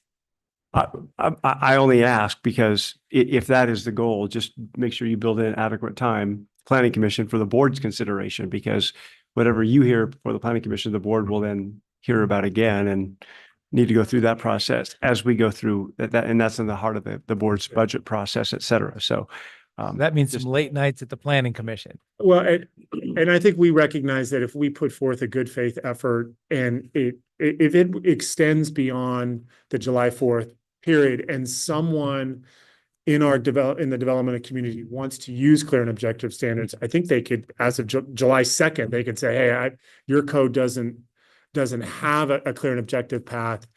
I want to utilize it. You have to suspend these provisions of your code. So I think that there is a backdoor in the event that someone was immediately searching for a July 2nd date. But I think honestly, if our team, we do the best we can with the resources we have, I think we know they're well aware of how April and especially May are for the Board of County Commissioners, and we'll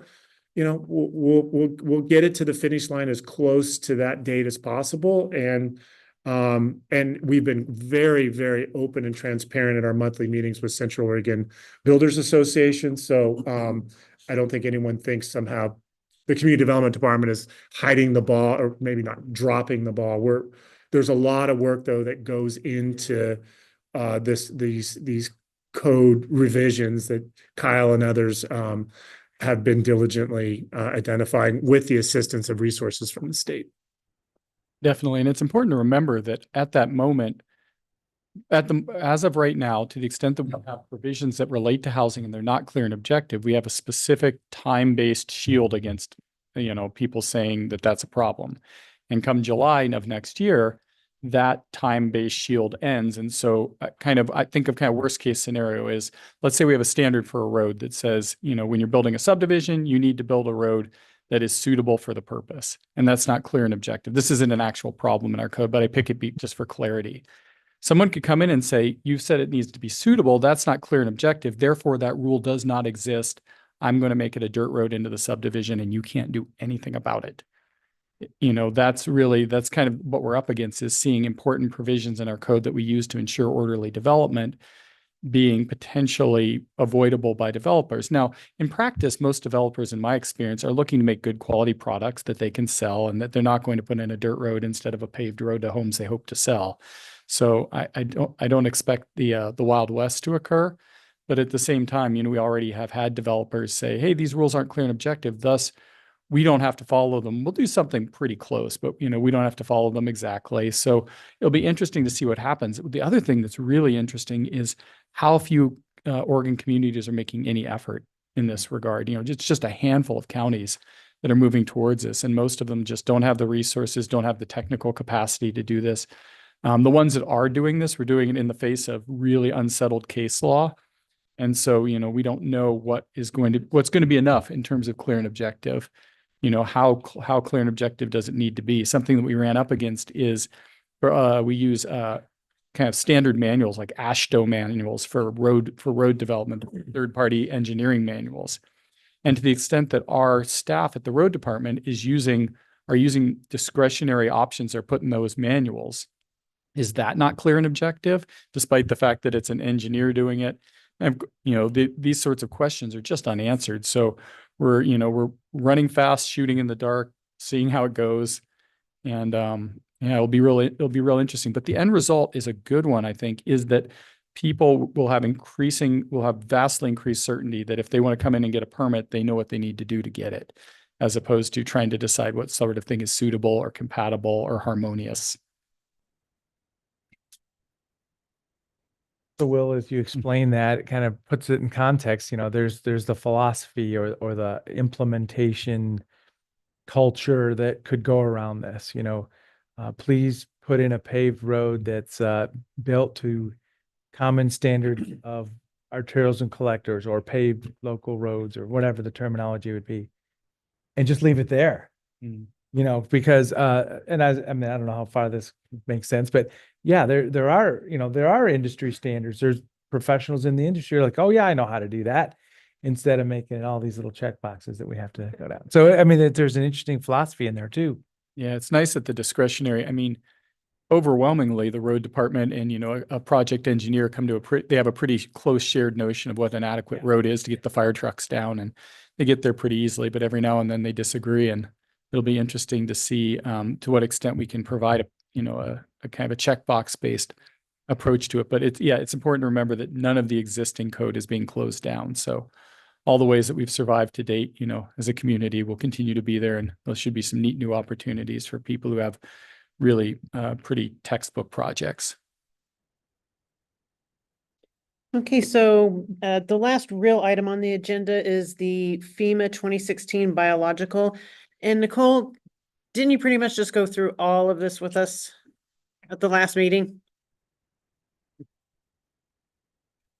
Yeah, I've got the mic. Yeah. We did get a number of the privately owned impacted properties. So I have that will of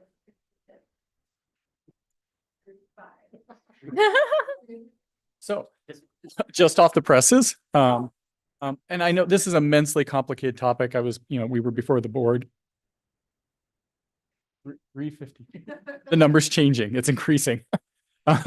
So again, some properties in the floodplain in our county, mostly on the Whiteous and up in the watershed of the Crooked River. FEMA FEMA, of course, lost a lawsuit, and higher habitat protections are going to be required as a condition of staying in the National Flood Insurance Program. There are 352 Yes. privately owned properties that are impacted by this. Information is changing quickly and daily. There's some real deep dissatisfaction throughout Oregon about how this has been rolled out. If you think about it, what you have is private nonprofit organizations who are worried about a number of anadromous fish that come in from the sea, some other species that depend on these waters. They in turn sued FEMA and said, FEMA, do better. They won. They said, do better in the short term and the long term. And FEMA said, we're just going to do the long term. They got sued again. And the answer was, yes, you have to do something in the short term. That was part of the original deal. And so what feels like out of nowhere, FEMA came back and said, Oregon jurisdictions, you need to do something in the short term. And specifically, they're asking us, of course, to, as we've described previously, to pick a pathway to better protect these floodplains in December. And there has been all possible permutations of what that could mean. So some communication is that we both have to have selected and codified a process by which people would do development in these areas by December. And I think all of you know that we don't do legislative processes in that time frame. And every jurisdiction in Oregon is is paying attention to this is on 100-person calls, and you can watch each of their eyes get big as they see what that means. Another kind of permutation of that is that that really what FEMA is asking us to do is to do our best, and that they're really not going to check our homework until February of 2026. And that to the extent that we've gotten our acts together by then, it's going to be okay. But they're also FEMA's being pushed from the other end from these conservation organizations. And so there may be further legal action. So we are attending all these meetings, paying attention, trying to think dynamically about how to minimize the impacts and the uncertainty associated with it for the people of Deschutes County.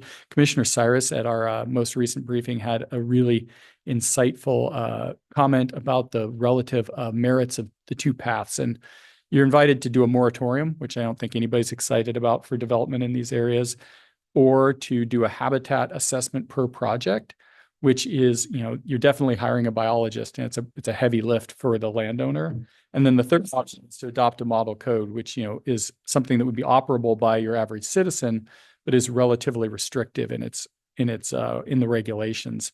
And Commissioner Cyrus had an interesting point, and I've been thinking about it a lot today, actually, that the per project habitat assessment may have the advantage in that very few of our floodplain properties are immediately adjacent to our waterways. And so the assessments, per project assessments, it may make sense to be able to allow people who are relatively far from those waterways to do pretty hand-wavy assessments and say, look, if I cut down trees, if I change the amount of fill or removal, it's not changing what's happening in the stream. Therefore, impacts are going to be low.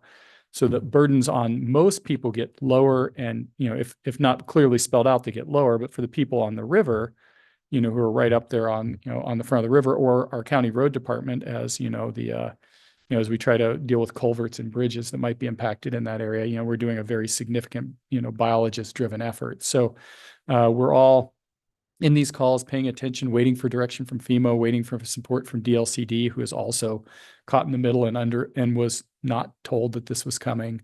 So everybody's moving really fast. Letters have been deployed from the governor and to our congressional delegation to Washington, D.C. to buy us more time or some variation on this. Again, as I mentioned previously, our county, the number of properties, in the hundreds. The coastal counties, it's almost every property in the county, and includes key infrastructures like ports. So, if you were planning on dredging your port next year so that you could, continue shipping for commercial purposes, it's not clear how you do that.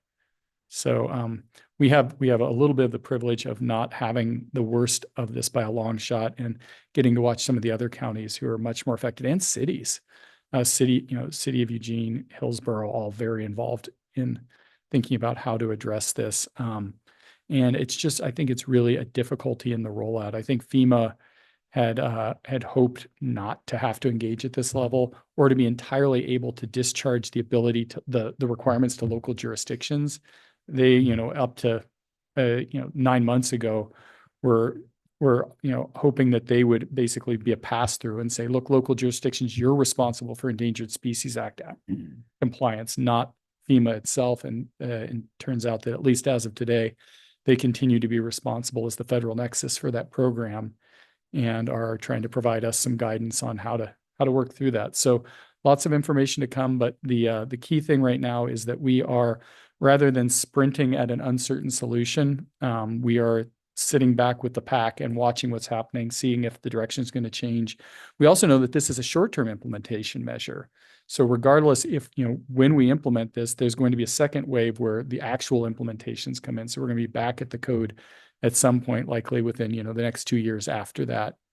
So lots of moving pieces.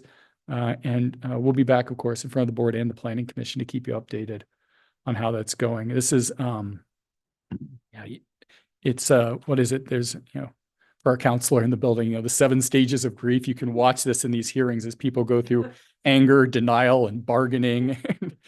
Nobody's to acceptance yet. Yeah. So,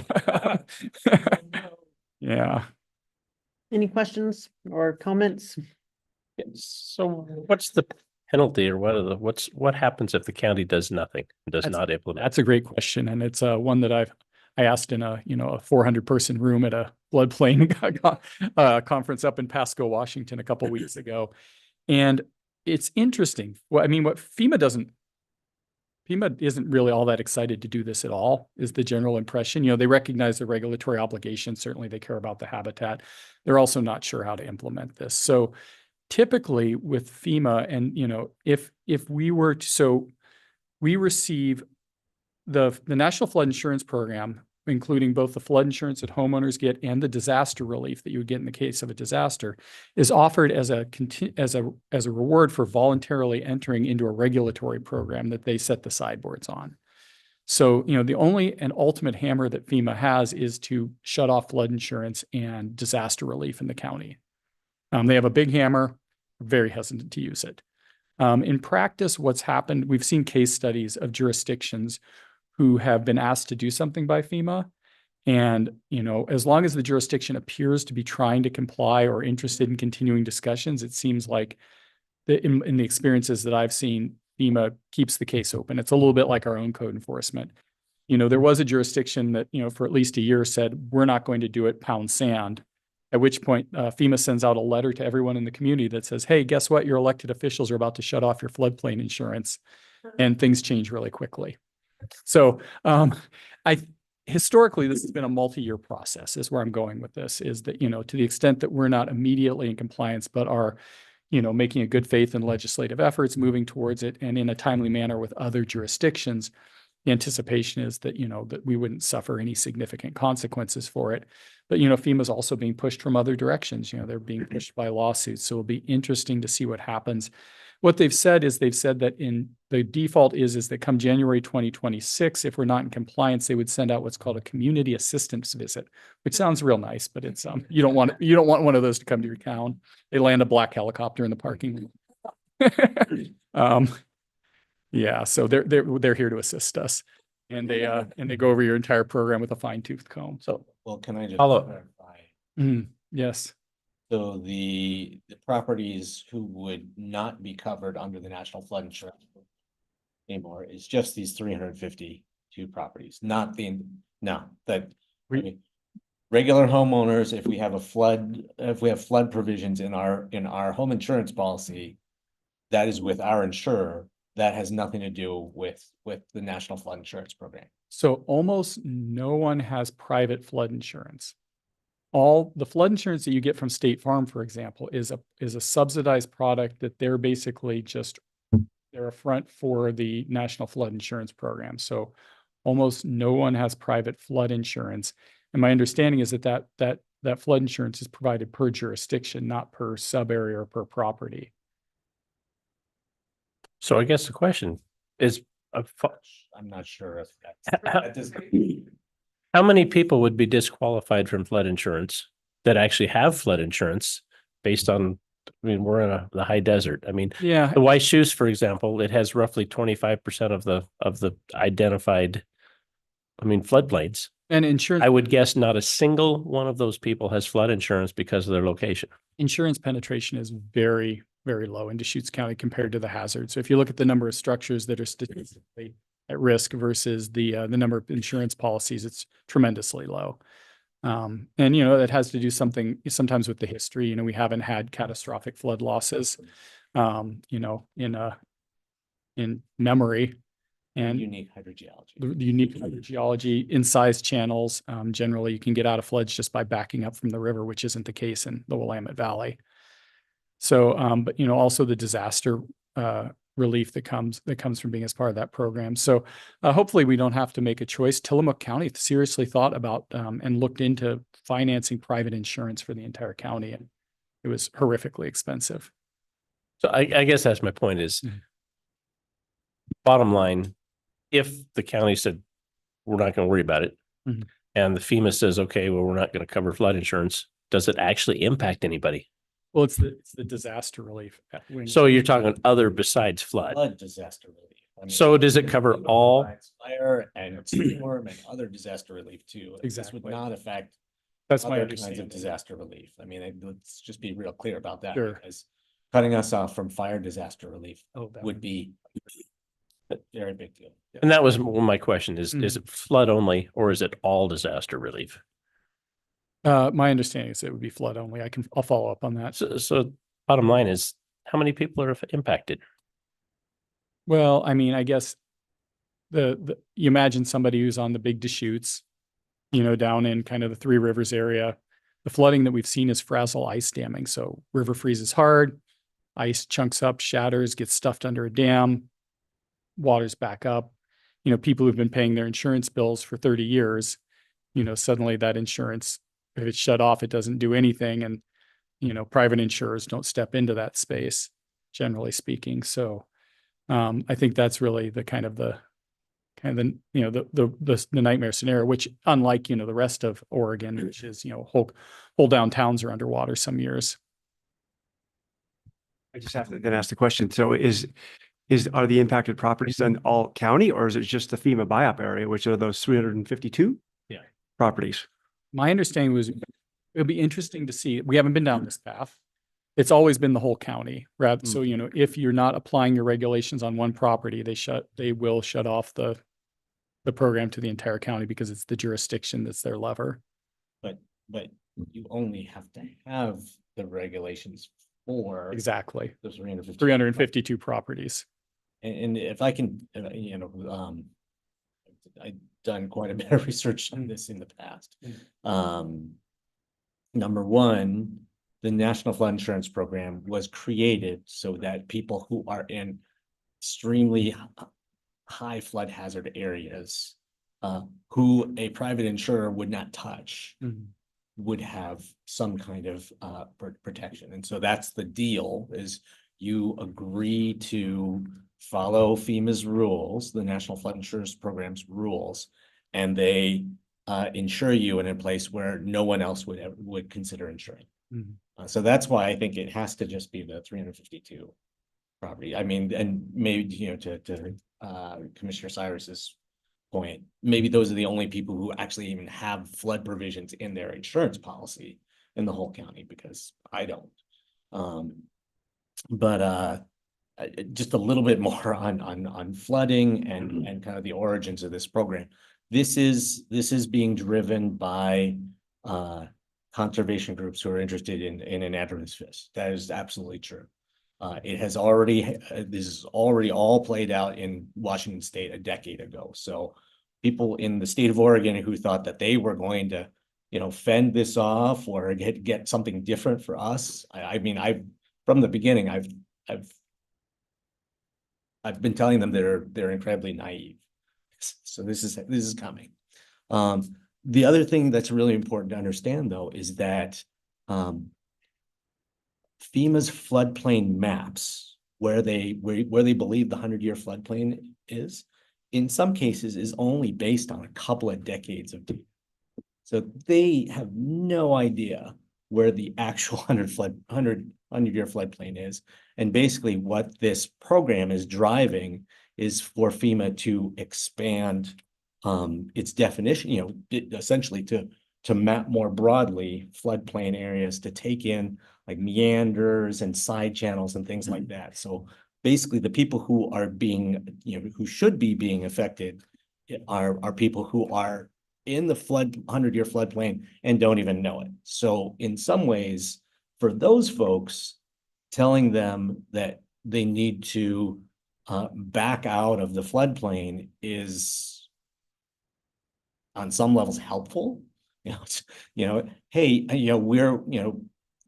we're telling you because of the fish, but you should get out of harm's way, is essentially the way that this program works. Now, after seeing the maps for Deschutes County, I'm throwing up my hands because there's these places that are so far away from a stream that I don't understand how they can see any kind of a nexus with an at-risk fish habitat. But I just want to, in defense of this this program that's being, imposed upon many Oregon communities right now. If it's done right and people kind of accept the rule, accept the program, it will prevent a lot of trauma for people 5, 10, 15 years down the line when half of Tillamook County is flooded, for example. And I agree with regard to the areas that are legitimate floodplains. Yeah. My heart or my heartache is taking a look at the Washou's Creek. I mean, the Three Sisters Irrigation District. It's mapped all of the main canals, which are all currently piped. And there's no way they could flood if they wanted to. And so the mapping through our area is completely bogus. And that's why I was suggesting maybe there's an alternative process by which, the landowners get a get out of jail free card, essentially, because there's no way it could flood. I think in the mid to long term, FEMA on a cycle will redo floodplain maps. And I'd assume that once a canal is piped, they would take that out. So I would hope so. Well, I mean, the canals couldn't have held much water and it wouldn't have gone down, even if the river had flooded. I mean, they were in such a way, the terrain, a lot of the canals were such they would have breached and gone different directions anyway, and could never have gotten to the lower portions of the canal section. Within its banks, it would have left long ago and gone a completely different direction. So they really didn't make any sense to first place, even before they were piped. So. Okay, so we are at the end of pretty much our bullet list of items. If we have more personal interests or things like that we would like to discuss, I would ask that we just take a 5-minute break. If folks feel they have kind of chatted about their pet interests, we can wrap things up. So how does everyone feel?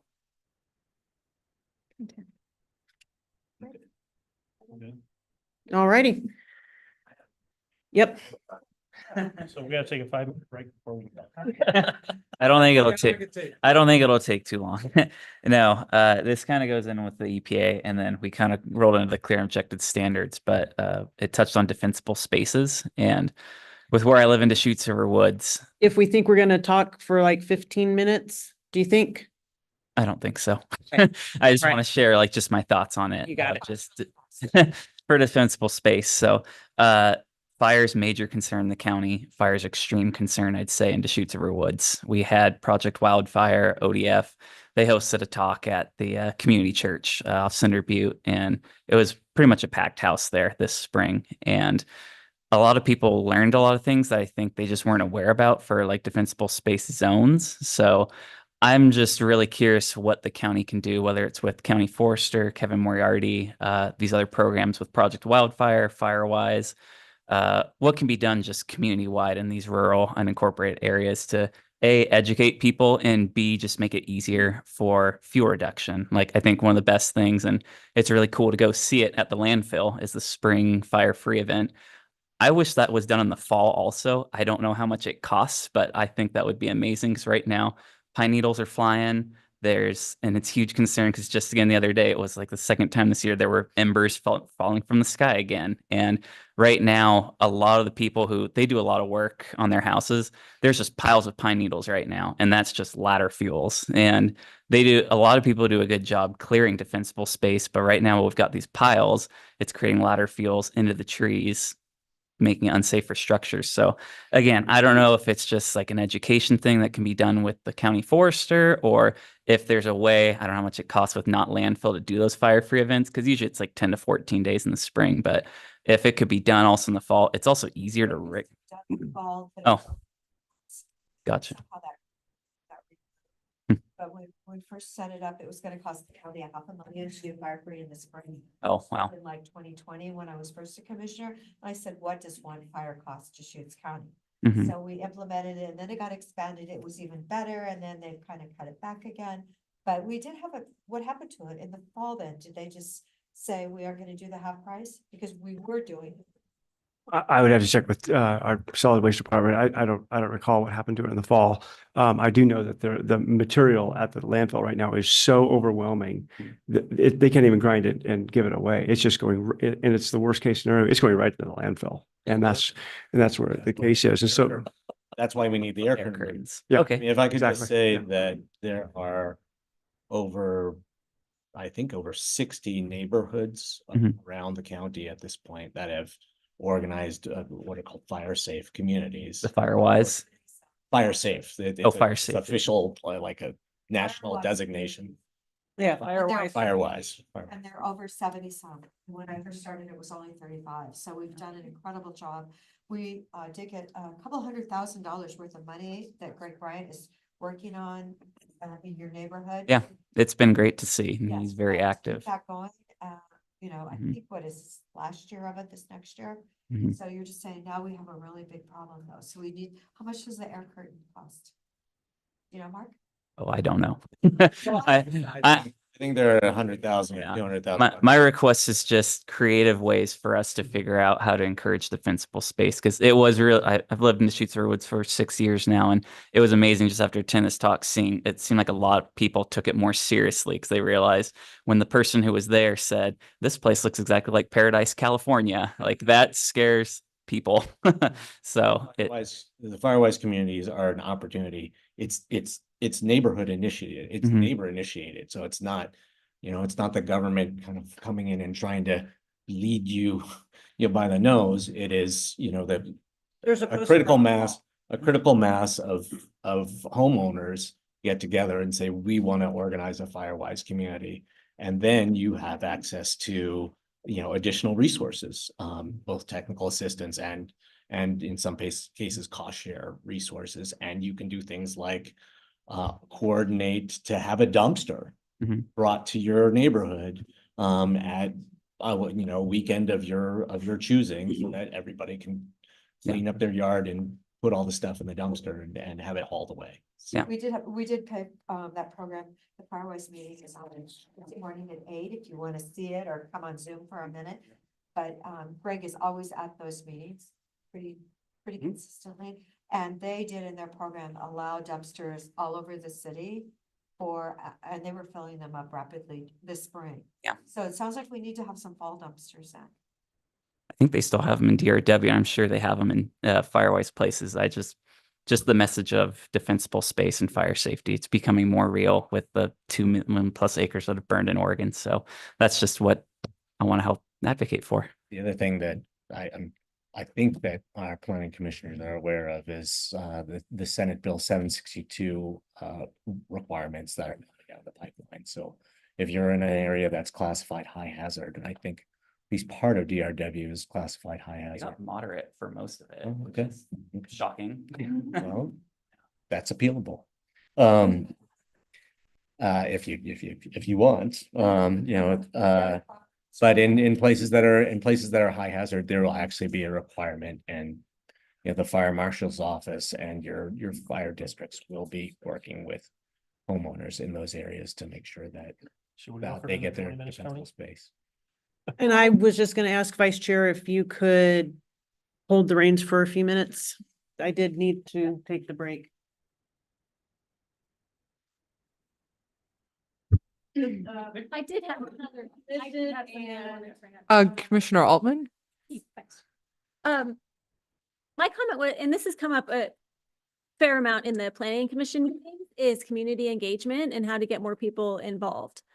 And a couple things that were talked about tonight, I think sort of highlight the continued need for that. One, when we were just talking about budget and, where does the funds come from for code enforcement, or, what's in the general fund? I know all of this is public information, but how can we engage the community more to be interested in things so that they feel like they have a proactive voice in what's going on instead of a reaction to something they don't like, and then, they show up en masse, and that's fine. I'm always happy to hear from people, but I would love it if people were more proactively involved, to know about the budget, to know about our discussion we just had about water, to talk about code enforcement and every other thing that we have that comes up before us.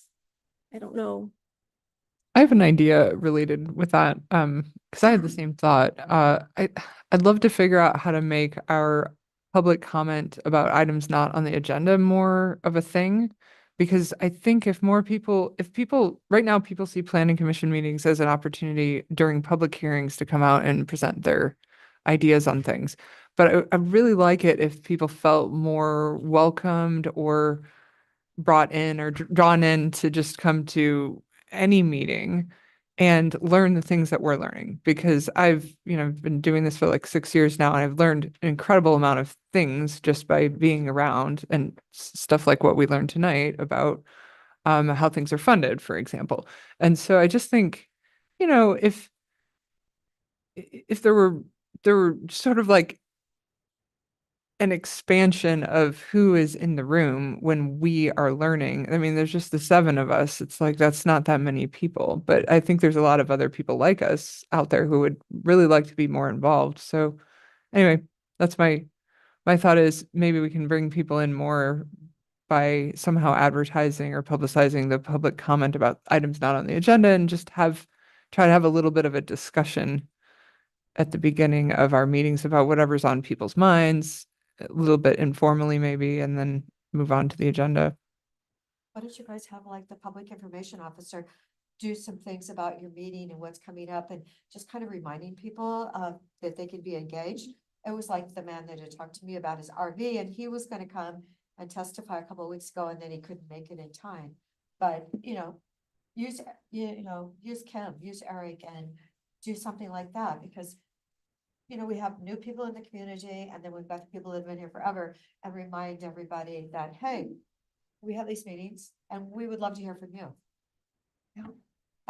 Somebody surely will see it, or put it on social media, put it on LinkedIn, put it at the millions of places that the county can put things. It's sort of, I'm almost envisioning it a little bit more like some of, not exactly like the open houses we had for the comprehensive plan update, but a little bit more like that, so that it's like we had those cool tables and everyone was sitting around having interesting discussions with the help of staff giving out information. But if we could at least just have a portion of our meeting, and I know we don't have unlimited time, we're going to have some late nights coming up and when we get into January, but if we could just have a little bit more community involvement somehow, and I don't know, if that's our PR person or public information person, or how we get the word out to the community that we want to make some space for people to come be a little bit more part of it. But has there ever been anything like ask a commissioner, or ask a planner, or ask a, in the bulletin or KTVZ or Central Oregon Daily or anything like that, where, you could make up a question? I'm sure you have just a bunch of random questions that you could throw out, or, invite someone to submit your questions, and we'll pick your question and we'll give you a, 3-minute answer on the air, or I don't know, something. Yeah, probably 6 years or so ago, we rotated around, the planning commission met around the county, and the first thing we created the presentation. So what does the planning commission do? And then open discussion about, anybody could raise any topic, and then the planning commission would have their set agenda items for that evening, and then it would provide the opportunity. So certainly that has happened. In fact, I think there used to be a policy in the comp plan or something where we were aiming to get to all communities around the county every 2 years or something of that nature, or was that was a goal of the Planning Commission. So, the COVID changed everything. And as Commissioner DeBonne mentioned earlier, we're still coming out of that, and now people participate differently. And so Nicole's up here, so she's going to share with us, some great ideas about how where we go from here. Yeah, for the record, Nicole Mardell, Senior Planner, but the Planning Commission just reviewed our action plan associated with the comprehensive plan, but I wanted to just note a couple items in there for the board. You will be reviewing this eventually. But these are items that we heard during the comprehensive plan process that relate to this. And of course, they depend on staffing resources and some financial resources, but it's things that we, I think, as a planning staff aspire to. So we wanted to reflect this. So, I mean, simple things like a strategy to explore ex officio student representation on the Planning Commission to try and encourage more youth involvement, trying to set a targeted number of meetings in various locations in the county, including some that, rather than having a public hearing, it might just be, an informal opportunity for residents to engage. We also have some policies related to coordination with our public information officer, including developing some enhanced social media practices to communicate, land use 101, what is a public hearing for folks who may not be familiar with some of our standard notices. And one of the ones that I think is most interesting is we have a strategy that seeks to hold a stakeholder panel to gather feedback on community engagement techniques. So trying to ask community members, what's working so far? What would you like to see? So those are just some of the things that we've identified in the action plan to try to focus on to implement the comprehensive plan. I could, not to get all dark on you all, but I've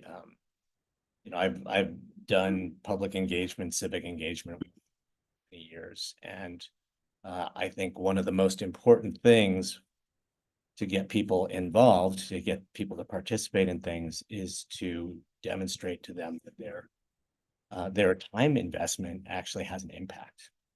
And there have been a number of things that have come through the Community Development Department, that the Planning Commission has touched, that the Board of Commissioners has touched in the last few years, that could lead people to believe that their participation is not really having an impact. I mean, to go back to dark skies, I mean, there was a lot of community engagement around dark skies 3-4 years ago. Hasn't happened yet. If I spent a bunch of time talking to the Planning Commission about dark skies and nothing happened, I wouldn't come back. The mule deer winter range inventory. Similarly, people put a lot of time and energy into that and didn't happen.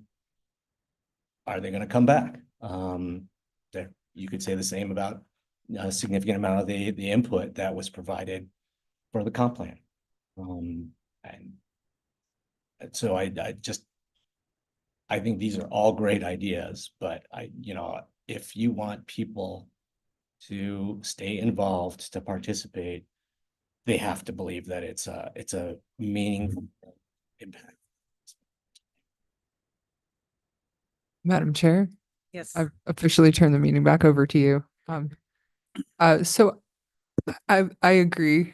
I think it's really empowering when you participate in a public process and then that your input gets heard and works out the way that you wanted it to. And an equally important thing I think for people to understand and realize is that we live in a democracy and we don't always get what we want. And there was a clip on PBS NewsHour last night where they had a group of people discussing issues, and I forget the county's name, but the one where Port Angeles is, there's just like, I don't know if anyone else saw the clip, but there's like this room of people and they look exactly like us and they're like sitting around debating the issues that affect their county. And it was just this beautiful civil discourse. And the citizens that they interviewed were discussing what it meant to them to live in a community where they could have civil discourse and where they could sit next to somebody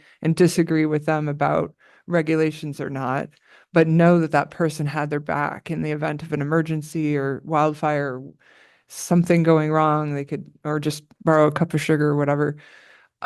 It was just really, it was really touching to me because that's been my experience here too. Like, we don't always agree on everything, but I do feel like you guys have my back or understand what I'm saying. I feel like I could call any of you guys if I was having some sort of issue. And the only thought I had is it's great if I can get my way, I'm really going to be psyched. But it's also great if we could just expand that the experience that we're having here to affect more of the community, because I don't think that people in Deschutes County in general identify the way that people did in the Washington, or I'm blanking on the county's name, where, I mean, the vibe of the county was like, hey, we don't always agree, but like, we're civil and we have each other's backs. I don't know if everyone in our county feels that way. It feels a lot more like divisive and a lot more like we have to disagree in a way that makes us really dislike each other. And I just think this group and this experience and even our public hearings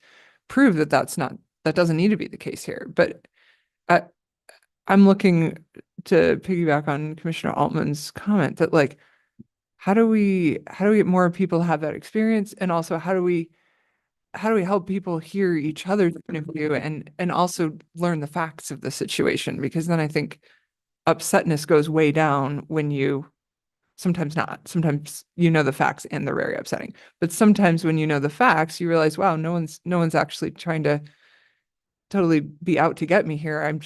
We just disagree on our philosophies on this. So anyway, for what it's worth, it would be nice to, yes, please listen to us.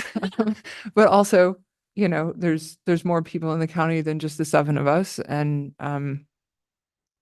let's try to listen to everybody and hear what everyone has to say. Clallam County with a Thank you. population of 77,155. Thank you. Yeah. I know, isn't it terrible when you just can't remember it? Yeah. I knew it started with like a C or like a sound, but I can. Thank you. See, I was hoping. Yeah. I've never been to Port Angeles. And I haven't either. Yeah. But it's out there. Yeah. So were we just continuing conversation? Yeah. Commissioner Allman had brought up the sort of engagement, community engagement, and then Nicole had presented some information, and then I went off on and Commissioner Chang made a really good point about people being heard and et cetera. And then you heard me go on my spiel. Is there any other commissioner comments, inputs, points of interest? Just very, very briefly, really compelling thoughts. Thanks for bringing it up and following up on it.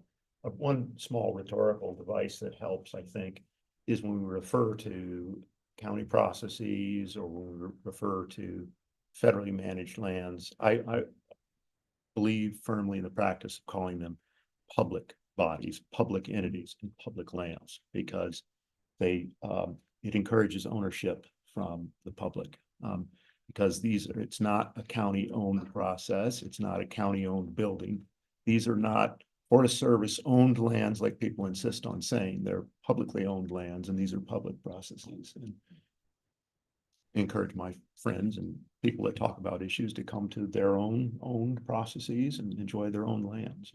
But I think that's a non-trivial point, and I thank you for bringing it up. So, and Pay for a permit.